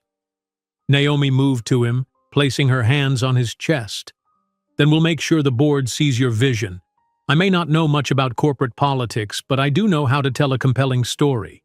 Lucas wrapped his arms around her waist, pulling her closer. "Have I mentioned how glad I am that you're on my team?" "I believe you have," she smiled up at him, "but I don't mind hearing it again." He lowered his head to kiss her, a kiss that quickly deepened from affection to something more urgent. Naomi responded eagerly, her body melting against his as his hands moved to her hips, drawing her even closer. "Stay tonight," Lucas murmured against her lips. "Please." Naomi hesitated briefly, but only briefly. Their relationship was moving quickly, but nothing about it felt wrong or rushed. "Yes," she whispered back. Hours later, Naomi lay in Lucas's arms, her head on his chest as he slept peacefully beside her. The moonlight filtering through the floor-to-ceiling windows cast a silver glow over the room, illuminating the contentment on his sleeping face. She had never felt so completely at ease with anyone, so accepted and desired exactly as she was. Her phone vibrated on the nightstand, the screen lighting up with a notification. Carefully, so as not to wake Lucas, she reached for it, expecting a late-night text from Josh or Maria. Instead, she found an email from an unfamiliar address with the subject line, "What Lucas Harrington isn't telling you." Her first instinct was to delete it without opening, clearly spam or something equally unpleasant. But a nagging curiosity made her tap the message, her eyes widening as she read, "Naomi, before you get in any deeper, you should know that Lucas Harrington has a pattern of helping talented women with their careers only to discard them when he's bored. Ask Elise Parker about the sustainable architecture initiative he promised to fund before suddenly pulling support and blacklisting her from major firms. Or Mariana Santos, whose environmental research he championed until she refused his advances. The foundation is just his latest toy, and you're his newest distraction. Don't say you weren't warned." Naomi stared at the message, her heart racing. It was unsigned, but the detailed information suggested someone with insider knowledge. She glanced at Lucas, still sleeping peacefully, his expression so open and vulnerable that it was hard to reconcile with the calculating manipulator described in the email. It had to be false, a malicious attempt to disrupt their relationship. Derek, perhaps? But how would he know these specific names? And why go to such elaborate lengths? She set her phone down, unsettled but determined not to let an anonymous message shake her trust in Lucas. Still, the names lingered in her mind. Elise Parker, Mariana Santos. Would it hurt to do a little research, just to put her mind at ease? Across town, Rachel lounged in her penthouse, a satisfied smile playing on her lips as she watched the notification confirming her email had been read. "First seed planted," she texted Derek. "Good," came his reply. "What's next?" "Patience," Rachel typed. "First, we let doubt do its work. Monday is when the real fun begins." At precisely 7 a.m., Rachel's phone rang, a call she'd been expecting. "Uncle James," she answered sweetly. "Yes, I've confirmed those names you asked about. The board meeting is set for Monday morning. Lucas has asked Naomi Carter to present her preliminary designs." She paused, listening. "Of course I can attend. I wouldn't miss it." After hanging up, Rachel sent one more text to Derek. "Backup plan in motion. Be ready for Monday." Saturday morning dawned bright and clear. Naomi woke to find Lucas already up, preparing breakfast in the kitchen. The domestic normalcy of the scene, Lucas in rumpled pajama bottoms expertly flipping pancakes, momentarily banished her unease from the night before. "Good morning," he smiled, handing her a mug of coffee prepared exactly as she liked it. "Sleep well?" "Very," she replied, accepting both the coffee and a quick kiss. The email remained unmentioned, a shadow at the edges of her consciousness. "I've been thinking about the board meeting," Lucas said, setting a plate of blueberry pancakes in front of her. "What if we focus on the human impact of the water projects, show the before and after, not just statistics, but actual stories of communities transformed?" As he enthusiastically outlined ideas, Naomi studied him, searching for any sign of the calculating opportunist described in the email. She saw none, only genuine passion for the work and a mind constantly seeking ways to make it more effective. "What time is your meeting with your father?" she asked, pushing her troubling thoughts aside. 9, Lucas replied, glancing at his watch. "I should start getting ready soon. The call with Tanzania is scheduled for 2. Will that work for you?" "Perfect," Naomi confirmed. "I'll head home to grab my tablet and materials, then work on some preliminary sketches before the call." Lucas's expression softened as he reached across the counter to take her hand. "Thank you for staying last night, and for jumping into this foundation crisis without hesitation." The genuine warmth in his eyes chased away the last of her doubts, at least for the moment. "That's what partners do, right? Support each other?" "Partners," Lucas repeated, smiling. I liked the sound of that. As they parted ways outside his building an hour later, Naomi felt torn between the happiness of their growing relationship and the unsettling questions raised by the anonymous email. By the time she reached her apartment, curiosity had won out. Settling at her desk with a fresh coffee, she opened her laptop and typed the first name into the search engine: Elise Parker architect Lucas Harrington.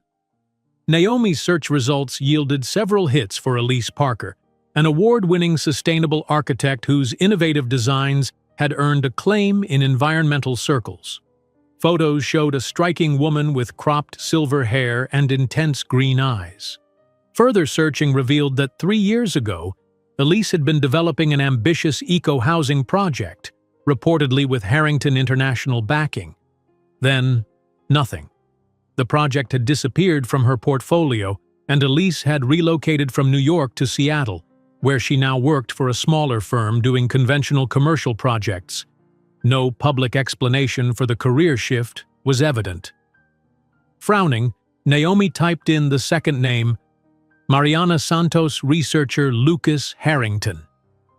Mariana's digital footprint was more substantial. A Brazilian environmental scientist whose groundbreaking work on water filtration systems had been featured in several scientific journals. Articles from 4 years ago mentioned a research partnership with Harrington International, specifically highlighting Lucas's personal involvement after his return from humanitarian work abroad. Then came a puzzling gap, followed by Mariana's current position at a university in Brazil, a step down from her previous high-profile research. One photo caught Naomi's attention. Lucas and Mariana at a conference, standing close together, her hand on his arm as they smiled for the camera. The body language was unmistakably intimate. "This doesn't prove anything," Naomi muttered to herself, closing the laptop more forcefully than necessary. Both women had worked with Lucas, yes, and their careers had taken unexpected turns afterward. But correlation wasn't causation. The anonymous email's interpretation could be completely fabricated. Still, doubt had taken root. Was Lucas's interest in her talent genuine? Or was there a pattern she was too blinded by attraction to see? And if the foundation project was scaled back or cancelled, where would that leave her career? Her phone rang, startling her from these troubling thoughts. It was Lucas. "Hey," he greeted her, sounding tense. "Meeting with my father ran long. How's the preparation going?" "Just getting started," Naomi replied, trying to sound normal despite her conflicted emotions. "Everything okay with your father?" Lucas sighed heavily. "Not really. He's determined to rein in the foundation before it even launches. Claims it's about fiscal responsibility, but it's more than that.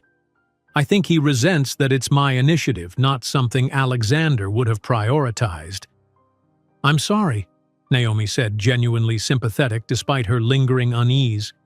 "That must be difficult." "It is what it is," Lucas replied, his voice softening.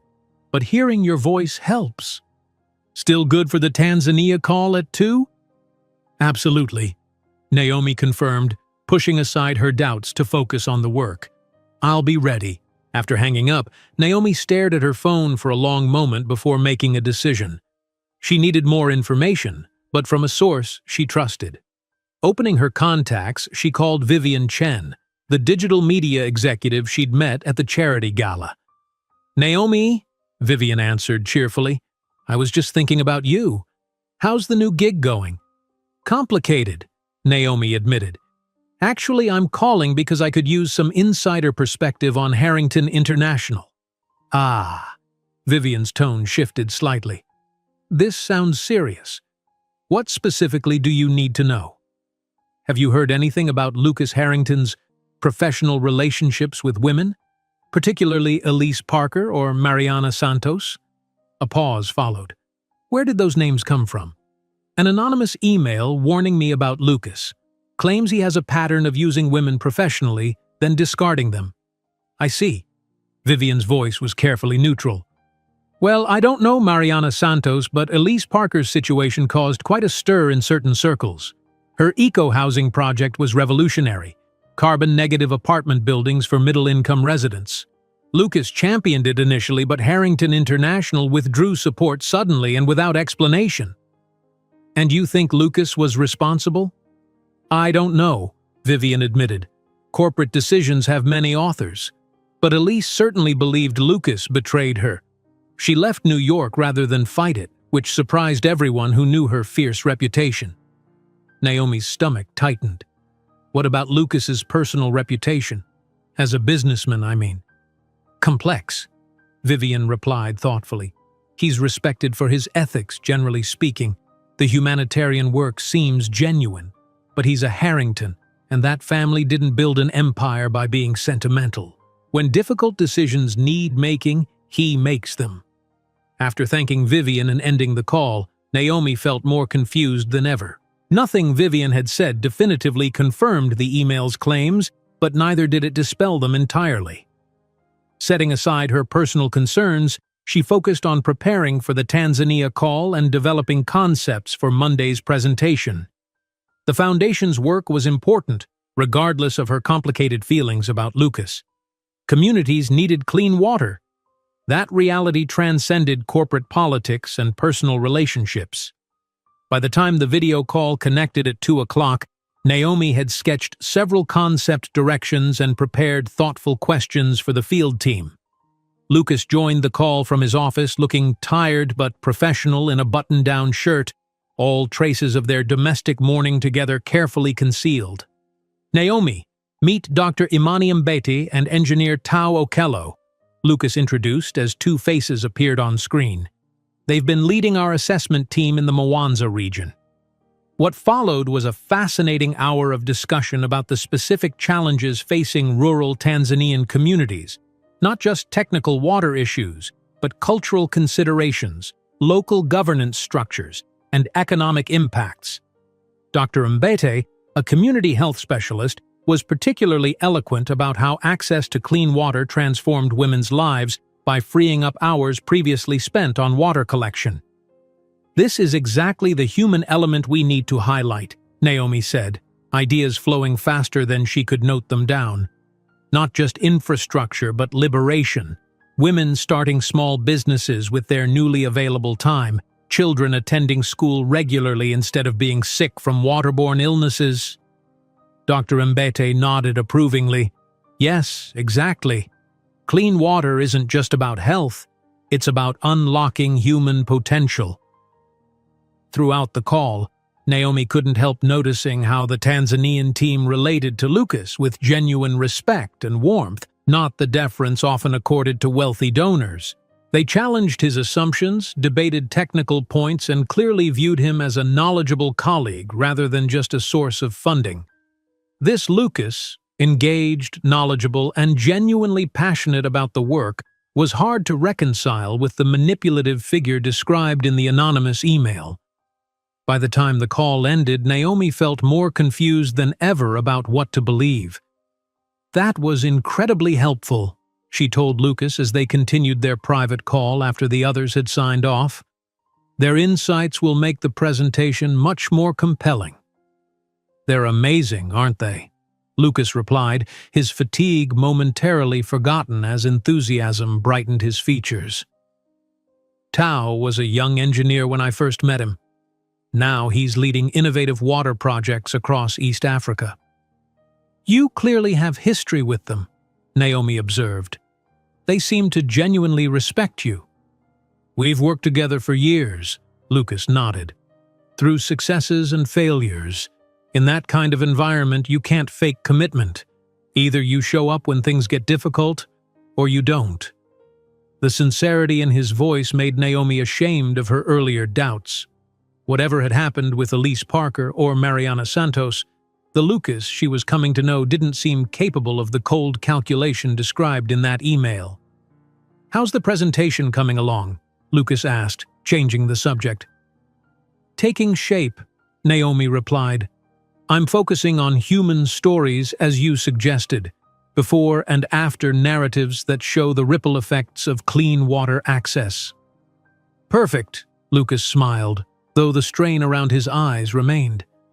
The board responds to numbers, but they need to see the human impact too. He hesitated, then added, I hate to ask, but could you send me your preliminary concepts tonight? My father's requested a preview before the meeting. Of course, Naomi assured him. I'll email them this evening. After they disconnected, Naomi threw herself fully into the work, her personal concerns temporarily set aside as creative energy took over. Hours passed in a productive blur of sketching, research, and conceptualization. By early evening, she had developed 3 strong campaign directions, each highlighting different aspects of the Foundation's mission. As promised, she emailed her concepts to Lucas, then stretched, realizing she hadn't eaten since a hastily assembled sandwich at noon. Her phone chimed with Lucas's immediate response. These are extraordinary. You've captured exactly what I was hoping for, especially Concept 2 with the focus on women entrepreneurs. My father will have to acknowledge the power of this approach. Thank you, Naomi. Can I call you later to discuss in detail? His praise warmed her, chasing away some of the lingering doubts from the morning. Whatever else might be happening, her work was valued. That certainty felt like solid ground beneath her feet. Before she could reply, another email arrived, from the same anonymous address as before, but this time with an attachment. Since you didn't heed my first warning, perhaps evidence will convince you. Attached is the termination letter for Elise Parker's eco-housing project, signed by Lucas himself. Note the date, just 2 days after she rejected his advances at the company holiday party. Ask yourself, is your talent the only reason he's interested in you? Naomi's hand trembled as she downloaded and opened the attachment. It appeared to be an authentic internal Harrington International document, detailing the immediate termination of funding for the eco-housing initiative, with Lucas's signature clearly visible at the bottom. The date matched what the email claimed. Just then, her doorbell rang. Startled, Naomi closed the document and went to answer, finding Josh standing in the hallway with a pizza box and a bottle of wine. "Surprise dinner delivery," he announced cheerfully. "I figured you'd be working all weekend on this foundation presentation and probably forgetting to eat. Am I right, or am I right?" Naomi managed a smile, genuinely grateful for the distraction. "You're absolutely right. Come in, this is perfect timing." As Josh set up their impromptu dinner on her coffee table, chattering about his weekend plans and excitement about joining the foundation team, Naomi tried to push the troubling email from her mind. But when her phone rang and Lucas's name appeared on the screen, she felt an unfamiliar hesitation before answering. "Hi," she said, stepping into her bedroom for privacy. "I just got your email. I'm glad you like the concepts." "Like them? They're brilliant," Lucas replied enthusiastically. "Exactly what we need to convince the board." He paused. "But you sound off. Everything okay?" Naomi considered bringing up the emails, asking directly about Elise Parker and the termination document. But what if it was all a malicious fabrication? Or worse, what if it wasn't? Having this conversation over the phone felt wrong, especially with Josh in the next room. "I'm fine," she assured him, "just tired. And actually, Josh just arrived with dinner, so—" "Oh, of course," Lucas said, his tone shifting subtly. "I didn't realize you had company. We can talk details tomorrow." "It's not—" Naomi began, then stopped herself. Why was she explaining Josh's presence, as if she needed to justify having a friend over? "Yes, tomorrow would be better. I'll keep refining the presentation." After a slightly awkward goodbye, Naomi rejoined Josh, who gave her a curious look. "Everything okay with the billionaire boyfriend?" "He's not my boyfriend," Naomi replied automatically, though the label felt increasingly inadequate for whatever was developing between them. "Right," Josh nodded skeptically, handing her a slice of pizza. "So that blush whenever his name comes up is just, what, a medical condition?" Despite her turmoil, Naomi laughed. "You're impossible." "I'm observant," Josh corrected. "And speaking of observations, I heard something interesting about your new boss while out with friends last night." Naomi tensed. "What kind of something?" Apparently, the Harrington family is divided on this foundation. Lucas's father thinks it's a distraction from the real business, while Lucas sees it as the future of the company. Classic generational conflict, but with billions at stake. That lines up with what Lucas has told me, Naomi acknowledged, relieved it wasn't something more damning. There's more, Josh continued, lowering his voice dramatically. Rumor has it Lucas's cousin Rachel has been working behind the scenes with board members to undermine the foundation. She's supposedly threatened by anything that might elevate Lucas's standing in the family. Naomi recalled Rachel's cold assessment at the foundation office. That actually makes sense. Office politics exists at every level, Josh shrugged, reaching for another slice. Even among the super rich, maybe especially among them. As they ate, Naomi considered this new perspective. If family politics were at play, could the anonymous emails be part of that battle? Rachel had seemed instantly hostile when they met. Could she be trying to drive a wedge between Lucas and Naomi to undermine the foundation's success? But that wouldn't explain the termination document for Elise Parker's project. That had Lucas's signature, his direct involvement, unless… "Josh," Naomi said suddenly, "how good are you at spotting doctored documents?" "Decent," Josh replied, looking confused by the abrupt question. "Why?" Naomi hesitated only briefly before retrieving her laptop. "I need a second opinion on something." Josh examined the termination document with narrowed eyes, zooming in on various sections as Naomi anxiously watched over his shoulder. His expression grew increasingly skeptical as he scrutinized the signature. "This is good," he finally said, "but definitely manipulated. Look here." He pointed to subtle inconsistencies in the pixels around Lucas's signature. The signature was inserted from another document, and the date format doesn't match Harrington International's standard format. I've seen enough of their paperwork through my roommate to know they use European-style dates. Day first, not month first like this shows. Relief washed over Naomi. So it's fake? The document itself might be real, but the signature and date have been altered, Josh clarified. Someone with access to company documents and Lucas's signature could have created this pretty easily. He turned to face her. "Why would someone send you doctored evidence about Lucas Harrington?"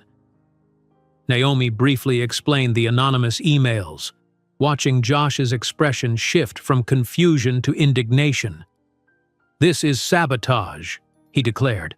"Someone's trying to drive a wedge between you and Lucas before the board meeting, probably because your campaign concepts are too good." He paused, a thoughtful look crossing his face. "Actually, didn't you mention running into Derek at Pinnacle recently? He'd certainly have motive to mess with your new job."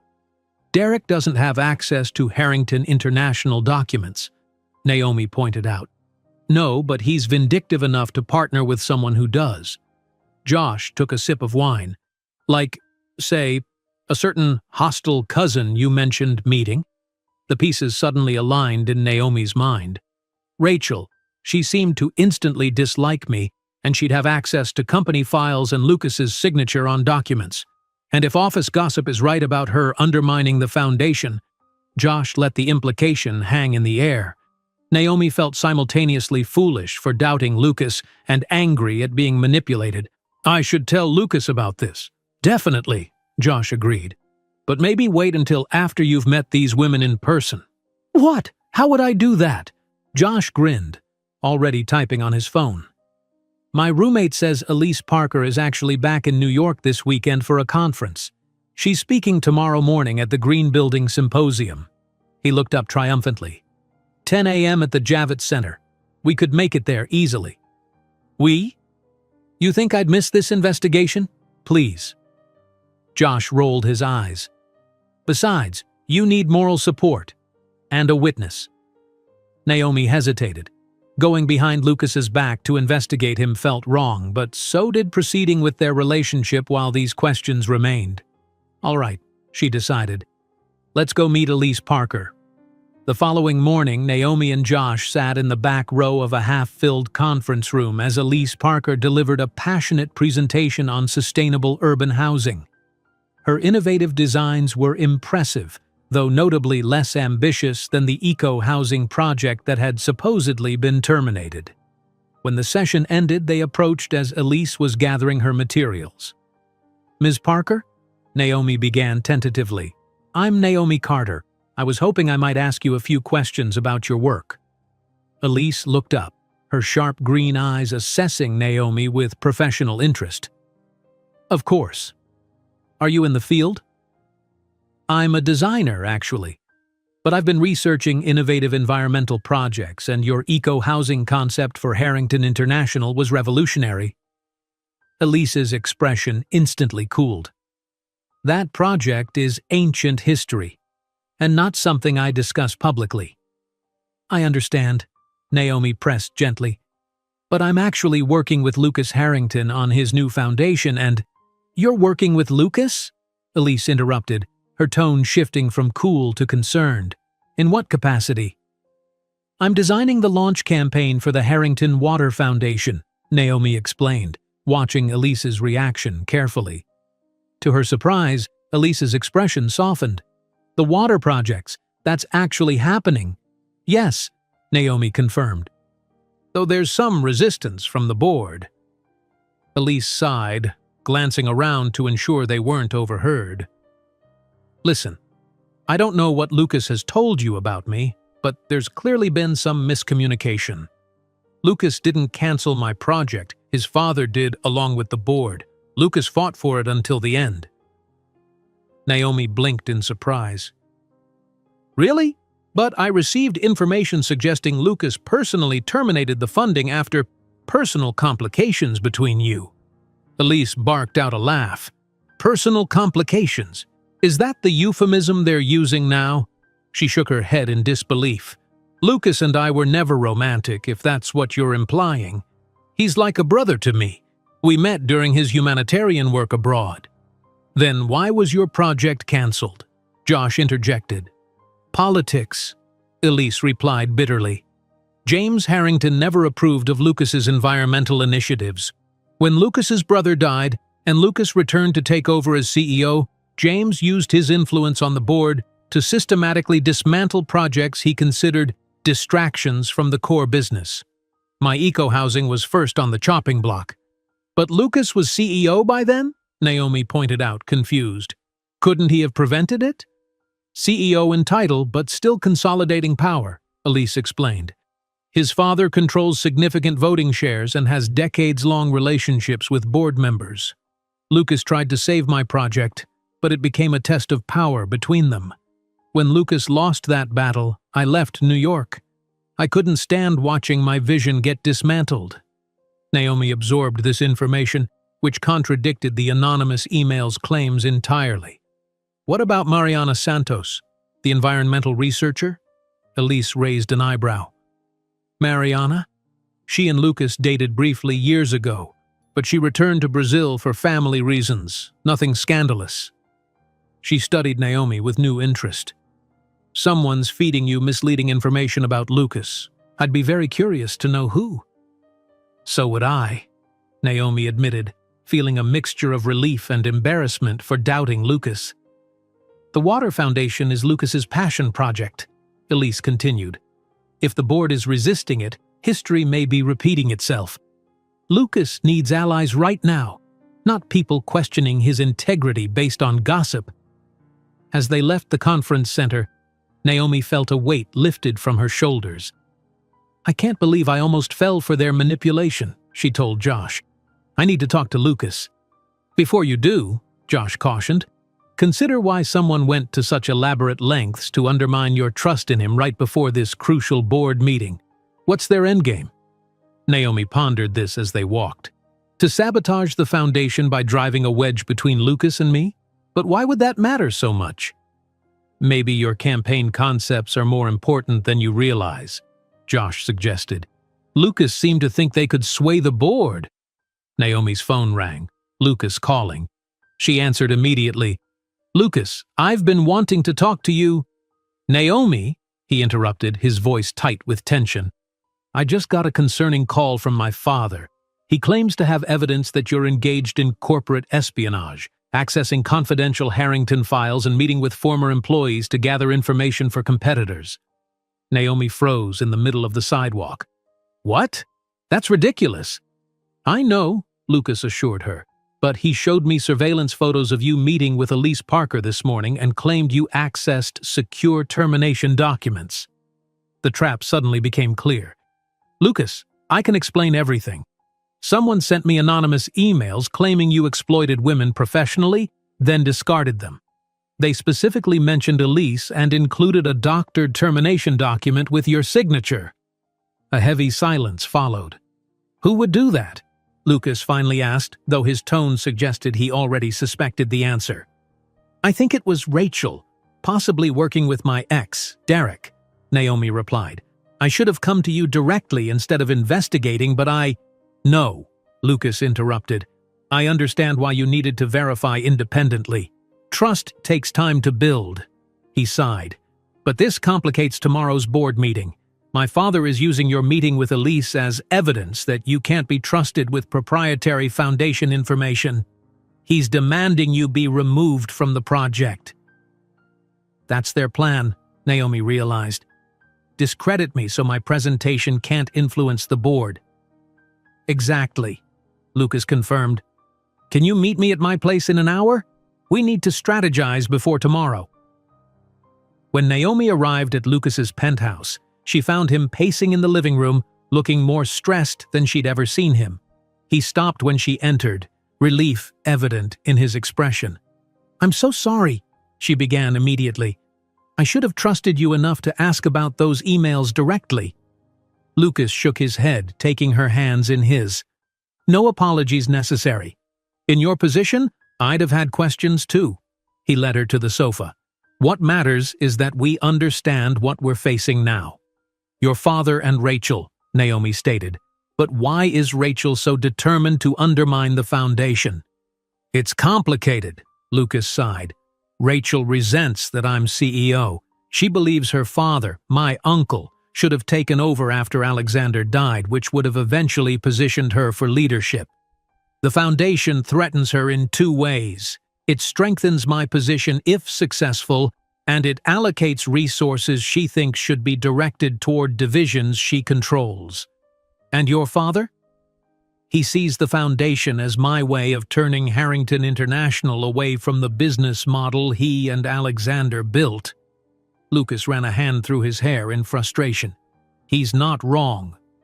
I do want to redirect the company toward more sustainable, socially responsible ventures. The Foundation is just the beginning." "So tomorrow's meeting is about more than just the Foundation," Naomi observed. "It's about the future direction of Harrington International itself." "Exactly," Lucas confirmed. "And they've identified you as the weak link, the newcomer they can discredit to undermine my position." Naomi straightened, determination replacing her earlier uncertainty. "Then we don't let them." They spent the afternoon and evening preparing for every possible scenario, refining Naomi's presentation while Lucas coached her on each board member's particular concerns and biases. By late evening, they had developed a comprehensive strategy that left them feeling cautiously optimistic.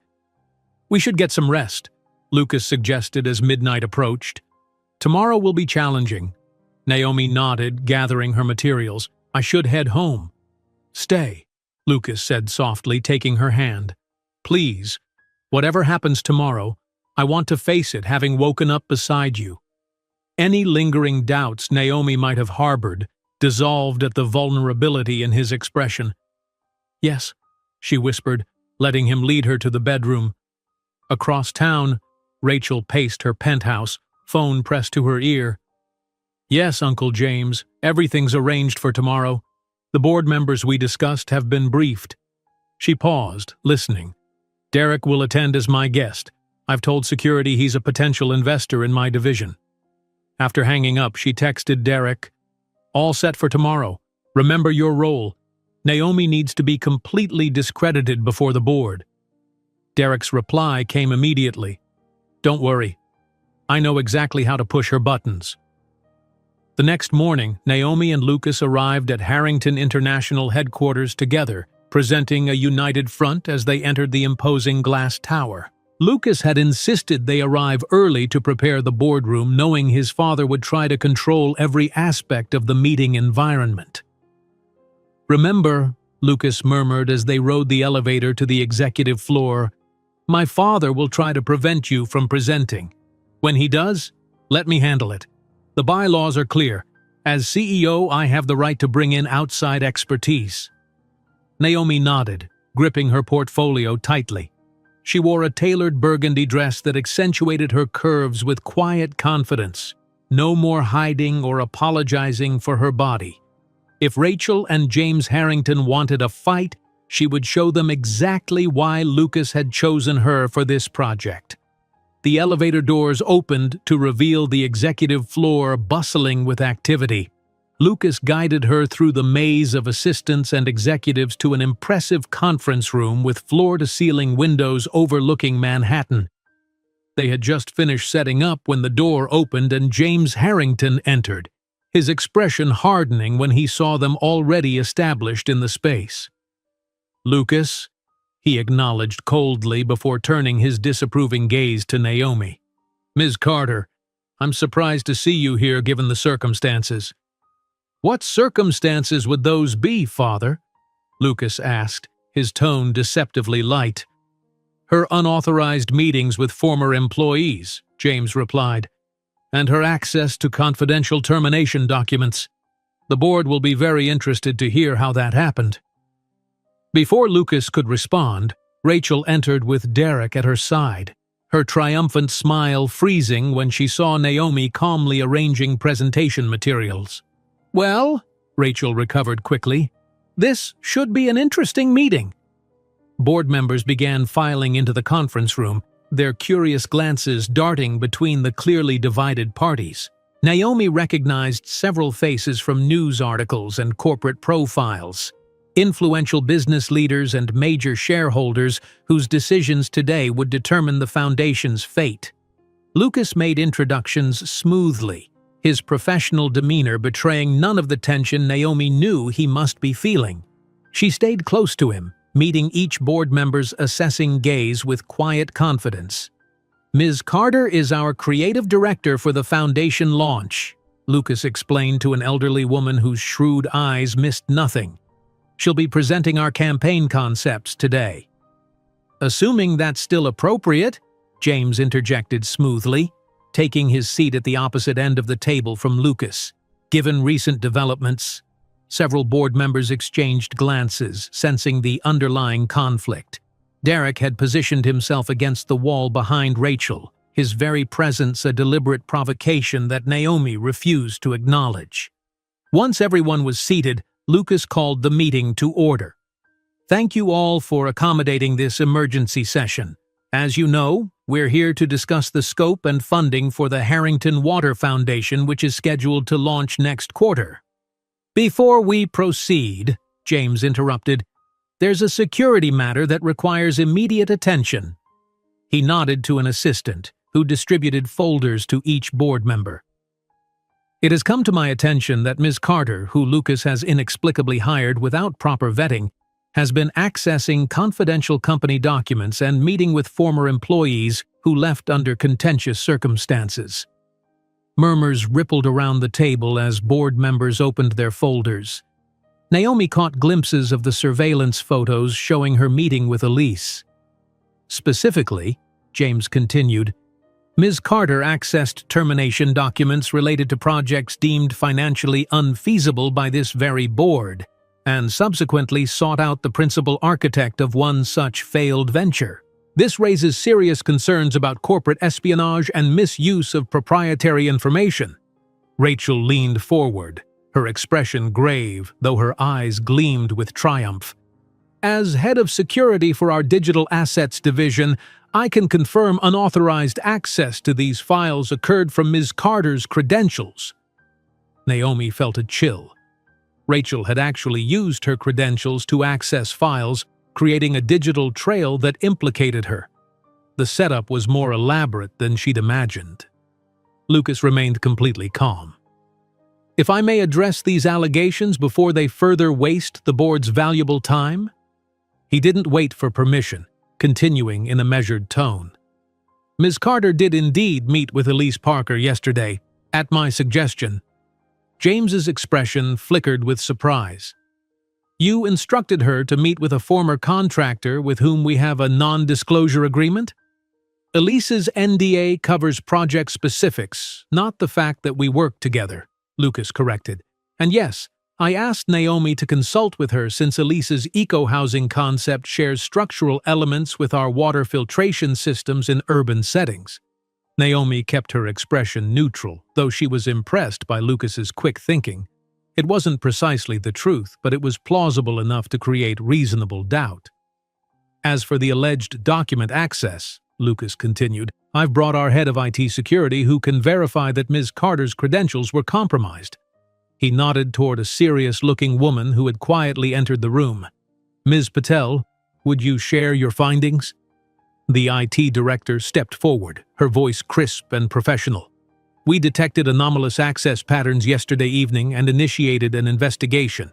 Ms. Carter's credentials were used to access files from an IP address registered to Harrington International's executive residential building, specifically the penthouse on the top floor." All eyes turned to Rachel, whose apartment was the only residential penthouse in the company-owned building.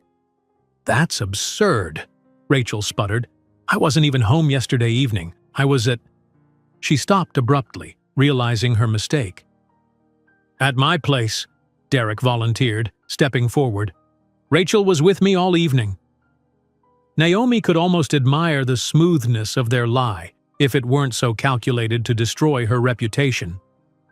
"Fortunately," Ms. Patel continued imperturbably, "our security system captures biometric data as well as credentials.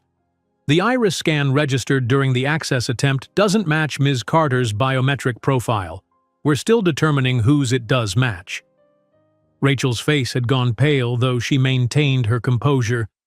"This is clearly a technical error that we should investigate separately.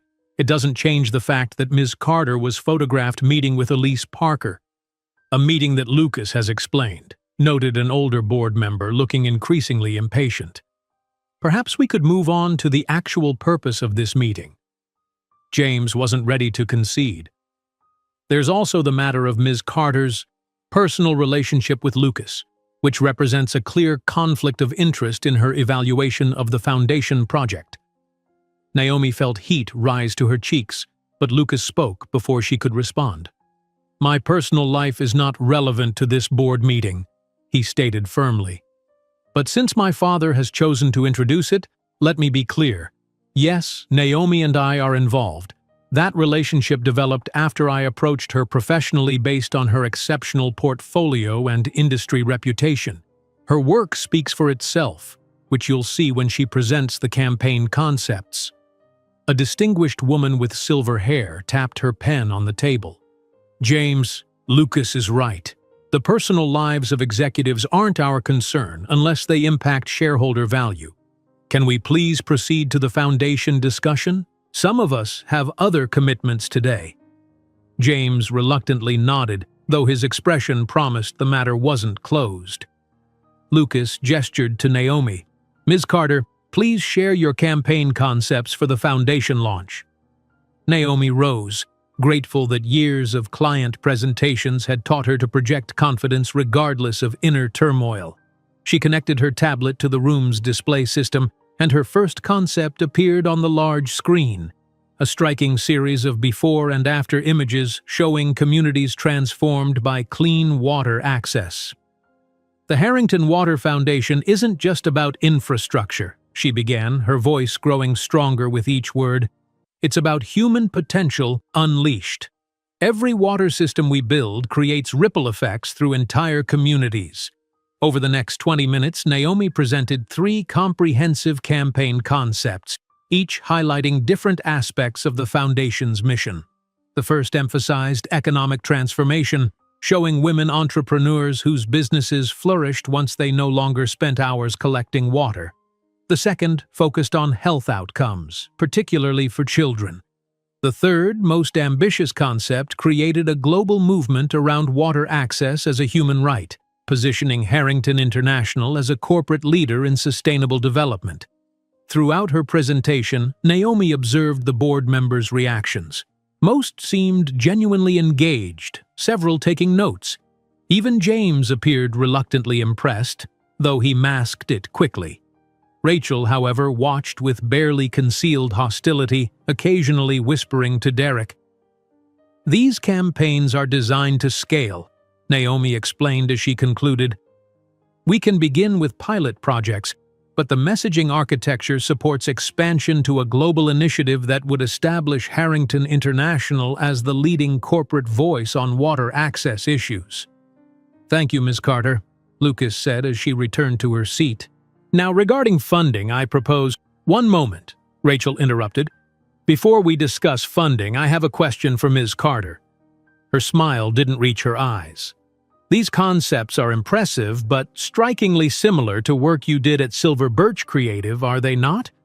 Particularly the urban garden initiative that you developed for a much smaller client?" Naomi recognized the trap immediately. "The urban garden campaign used similar visual strategies but addressed entirely different issues. It's no more similar than any designer's work reflects their personal aesthetic and approach." "So you're saying you didn't repurpose concepts you developed for paying clients at Silver Birch?" Rachel pressed. "Absolutely not," Naomi replied firmly. Rachel nodded to Derek, who stepped forward. "As Silver Birch's account manager for the urban garden project, I can confirm these concepts draw heavily from proprietary work owned by our agency. In fact, we're considering legal action for intellectual property theft." The room went silent. Naomi felt a surge of anger mixed with disbelief at Derek's brazen lie. "That's completely false. I was the principal designer on Urban Garden. Derek was barely involved. And nothing here infringes on that campaign." "I have the original concept documents," Derek replied smoothly, producing a folder. "The similarities are undeniable." Before Naomi could respond, the boardroom door opened and Josh entered, followed by a stern-looking Howard from Silver Birch. "Sorry for the interruption," Josh announced cheerfully, completely unfazed by the tension in the room. "But when Derek here started making accusations about Silver Birch intellectual property, I thought our founder should weigh in." He gestured to Howard. "Howard Bennett, founder and creative director of Silver Birch Creative." Howard stepped forward, visibly angry. "I understand someone claiming to represent my agency is accusing Naomi Carter of IP theft?" His gaze locked on Derek. "That's interesting considering Derek Chambers was terminated from Silver Birch 2 weeks ago for claiming credit for Naomi's work and has no authority to speak about our intellectual property." Derek's face reddened. "I resigned to pursue—" "You were fired," Howard cut him off flatly. "And you're currently the subject of an internal investigation regarding client billing irregularities.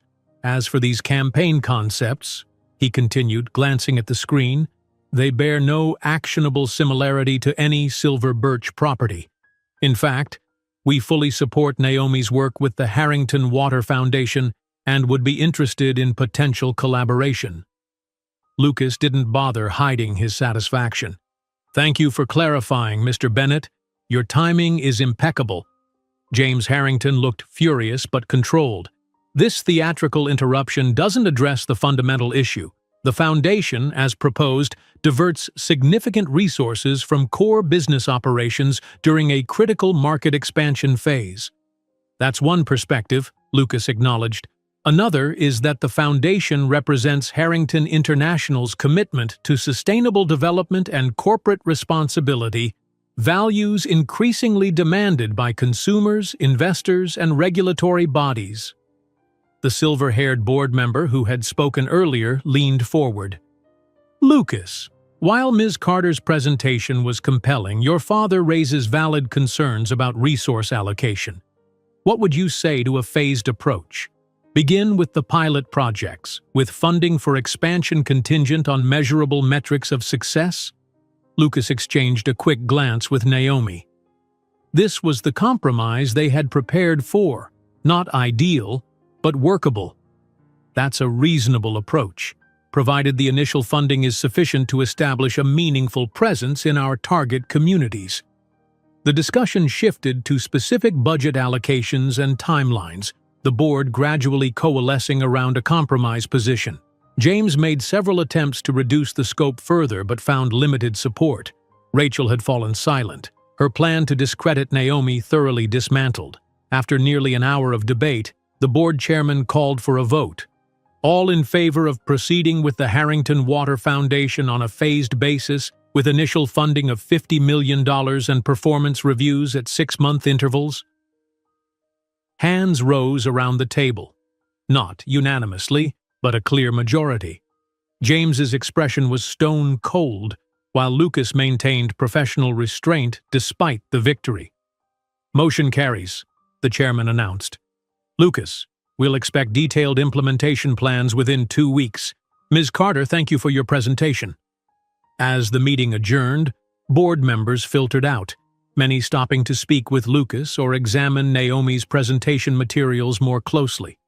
Howard and Josh approached Naomi, both grinning broadly. "That was better than a courtroom drama," Josh whispered excitedly. The look on Derek's face when Howard called him out? "Thank you for coming," Naomi said to Howard, genuinely moved by his support. "I had no idea Josh was bringing you." "When Josh called explaining the situation, I couldn't get here fast enough," Howard replied.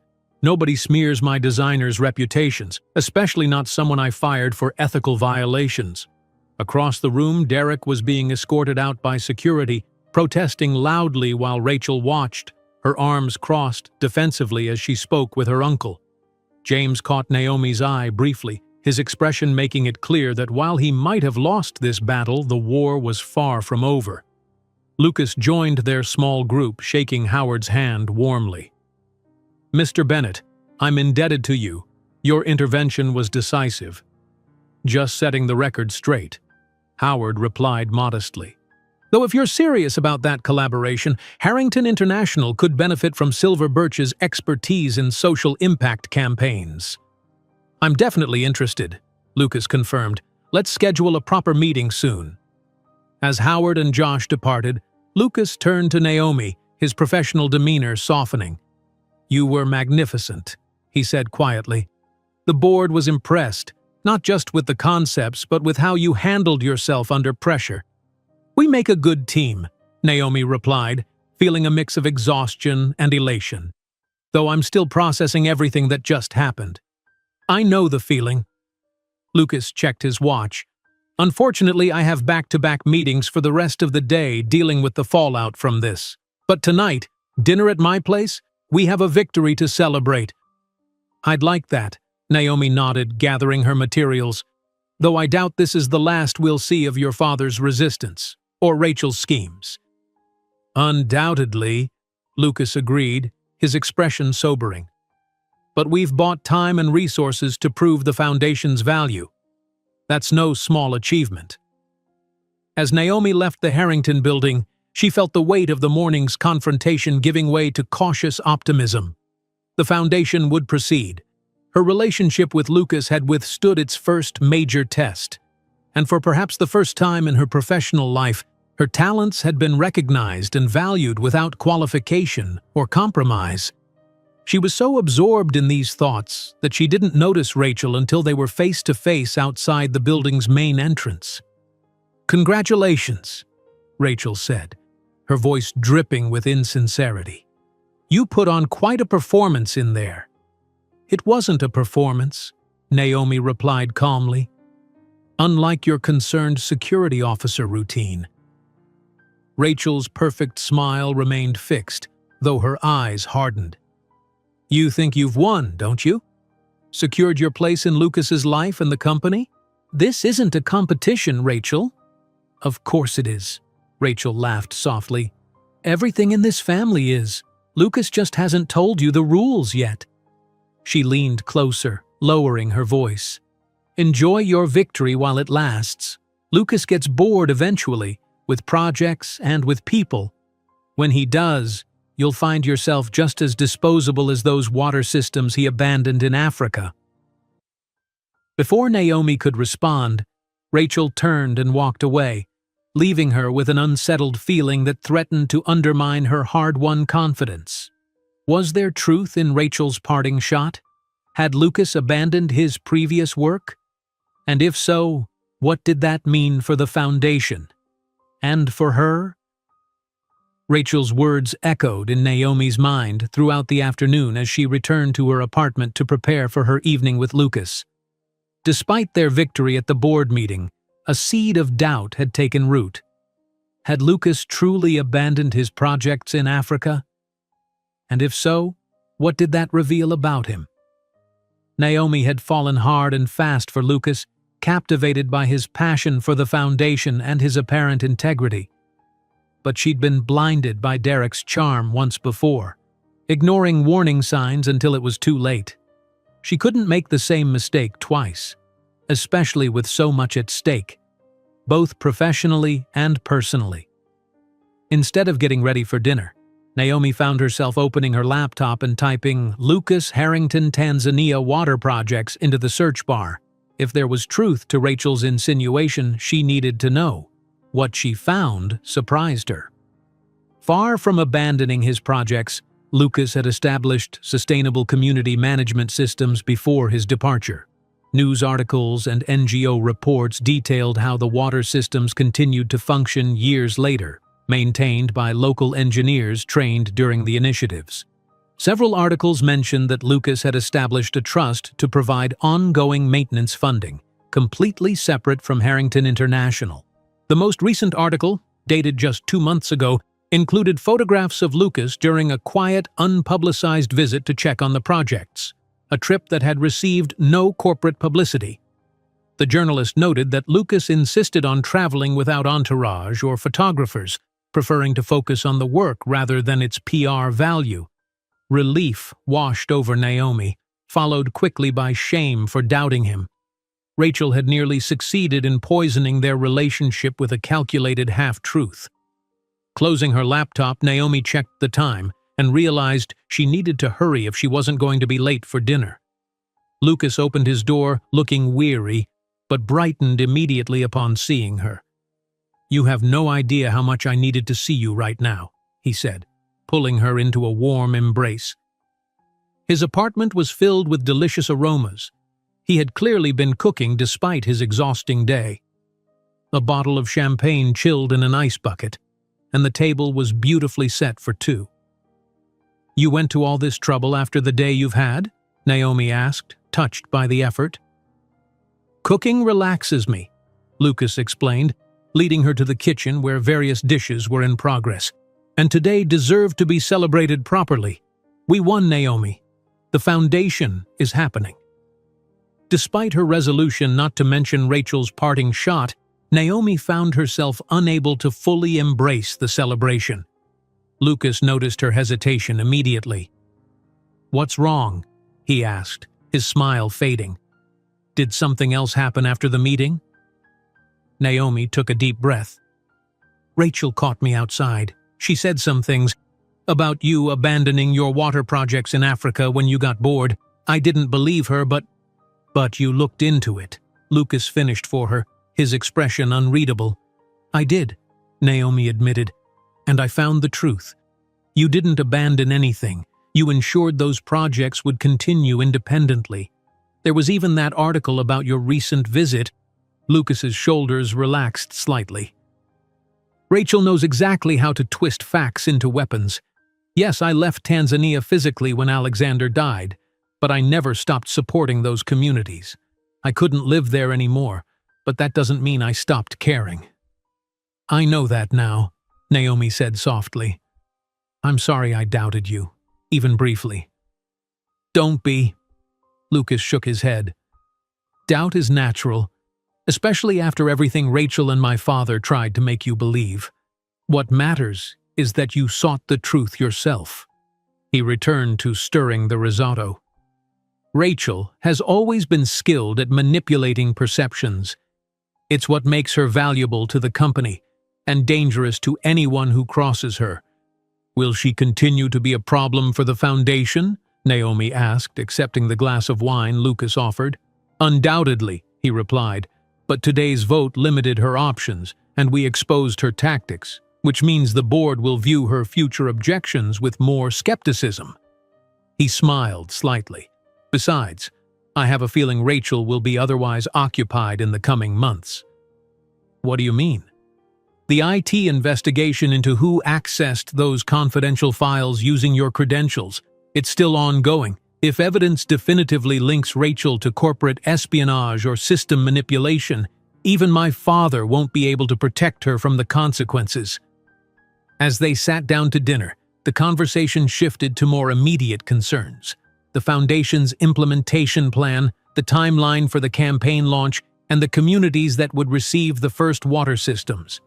Lucas spoke with renewed energy about his vision for expanding beyond the initial pilot projects, assuming they could demonstrate clear success metrics to satisfy the board. I have no doubt we'll exceed their expectations, Naomi assured him. The campaign will make the impact impossible to ignore. It's not just the campaign, Lucas said, reaching across the table to take her hand. It's your vision for it. You understand what this work truly means, not just infrastructure, but transformation. Later, as they sat on his terrace with dessert and the remains of the champagne, Naomi found herself thinking about how much her life had changed in just a few weeks. From public humiliation at Derek's hands to a prestigious creative role and a relationship with a man who valued both her talent and her character. It felt surreal, yet more authentic than anything she'd experienced before. "What are you thinking about?" Lucas asked, noticing her contemplative expression. "How different my life is now compared to the night of the charity gala," Naomi replied. "It's like I stepped into someone else's story." "I've been thinking about that night too," Lucas admitted. "How close we came to never meeting properly. If you hadn't run out, if I hadn't followed you, if Derek hadn't been cruel enough to drive me away," Naomi added wryly. Lucas's expression grew serious. "I should thank him, in a way. His cruelty led you to me." He set down his glass and took both her hands in his. "Naomi, I need you to know something. What I feel for you, it's not like anything I've experienced before. These past weeks, having you in my life, working together, getting to know you, it's changed me." Naomi felt her heart accelerate. "Changed you how?"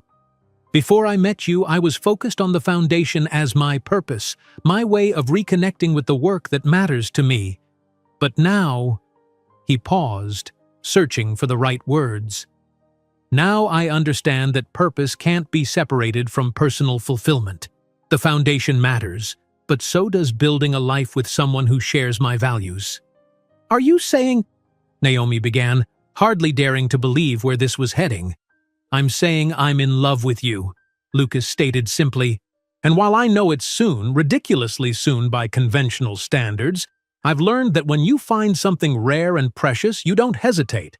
I want us to build something together, Naomi. Not just the foundation, but a future." Tears welled in Naomi's eyes, unexpected but unstoppable. "I love you too," she whispered. "And I'm terrified by how quickly it happened, but I've never been more certain of anything." Their kiss sealed a promise of partnership, trust, and a future neither had anticipated just weeks before. 6 months later. The Harrington Water Foundation's gala launch was the social event of the season, though entirely different in tone from the charity ball where Naomi and Lucas had first met. Instead of ostentatious luxury, the foundation's inaugural celebration emphasized impact and sustainability. The venue, a renovated warehouse with stunning views of the Hudson River, had been transformed with living walls, water features designed by communities benefiting from the foundation's work, and interactive installations showcasing Naomi's campaign. Guests moved from station to station, experiencing virtual reality tours of completed projects, meeting engineers and community leaders via live video links, and engaging with the Foundation's mission in tangible ways.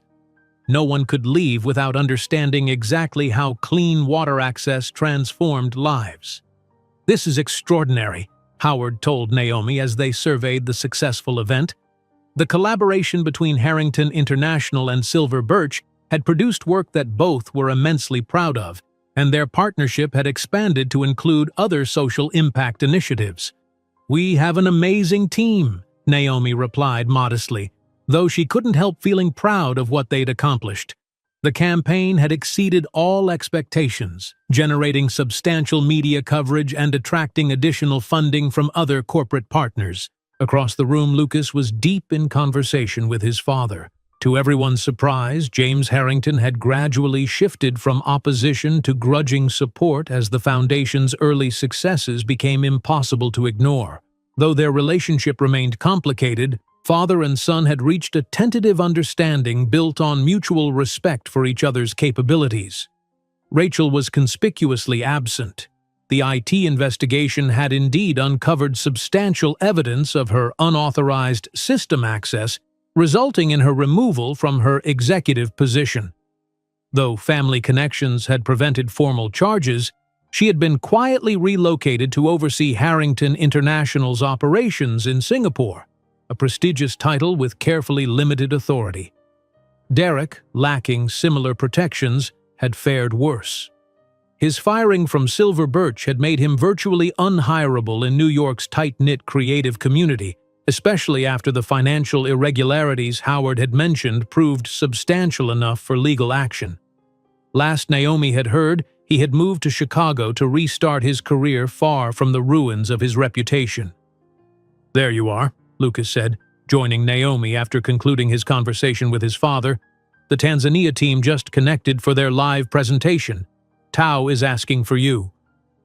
They made their way to the central stage area, where a large screen showed the smiling faces of the Tanzanian team Naomi had first met during that crucial video call.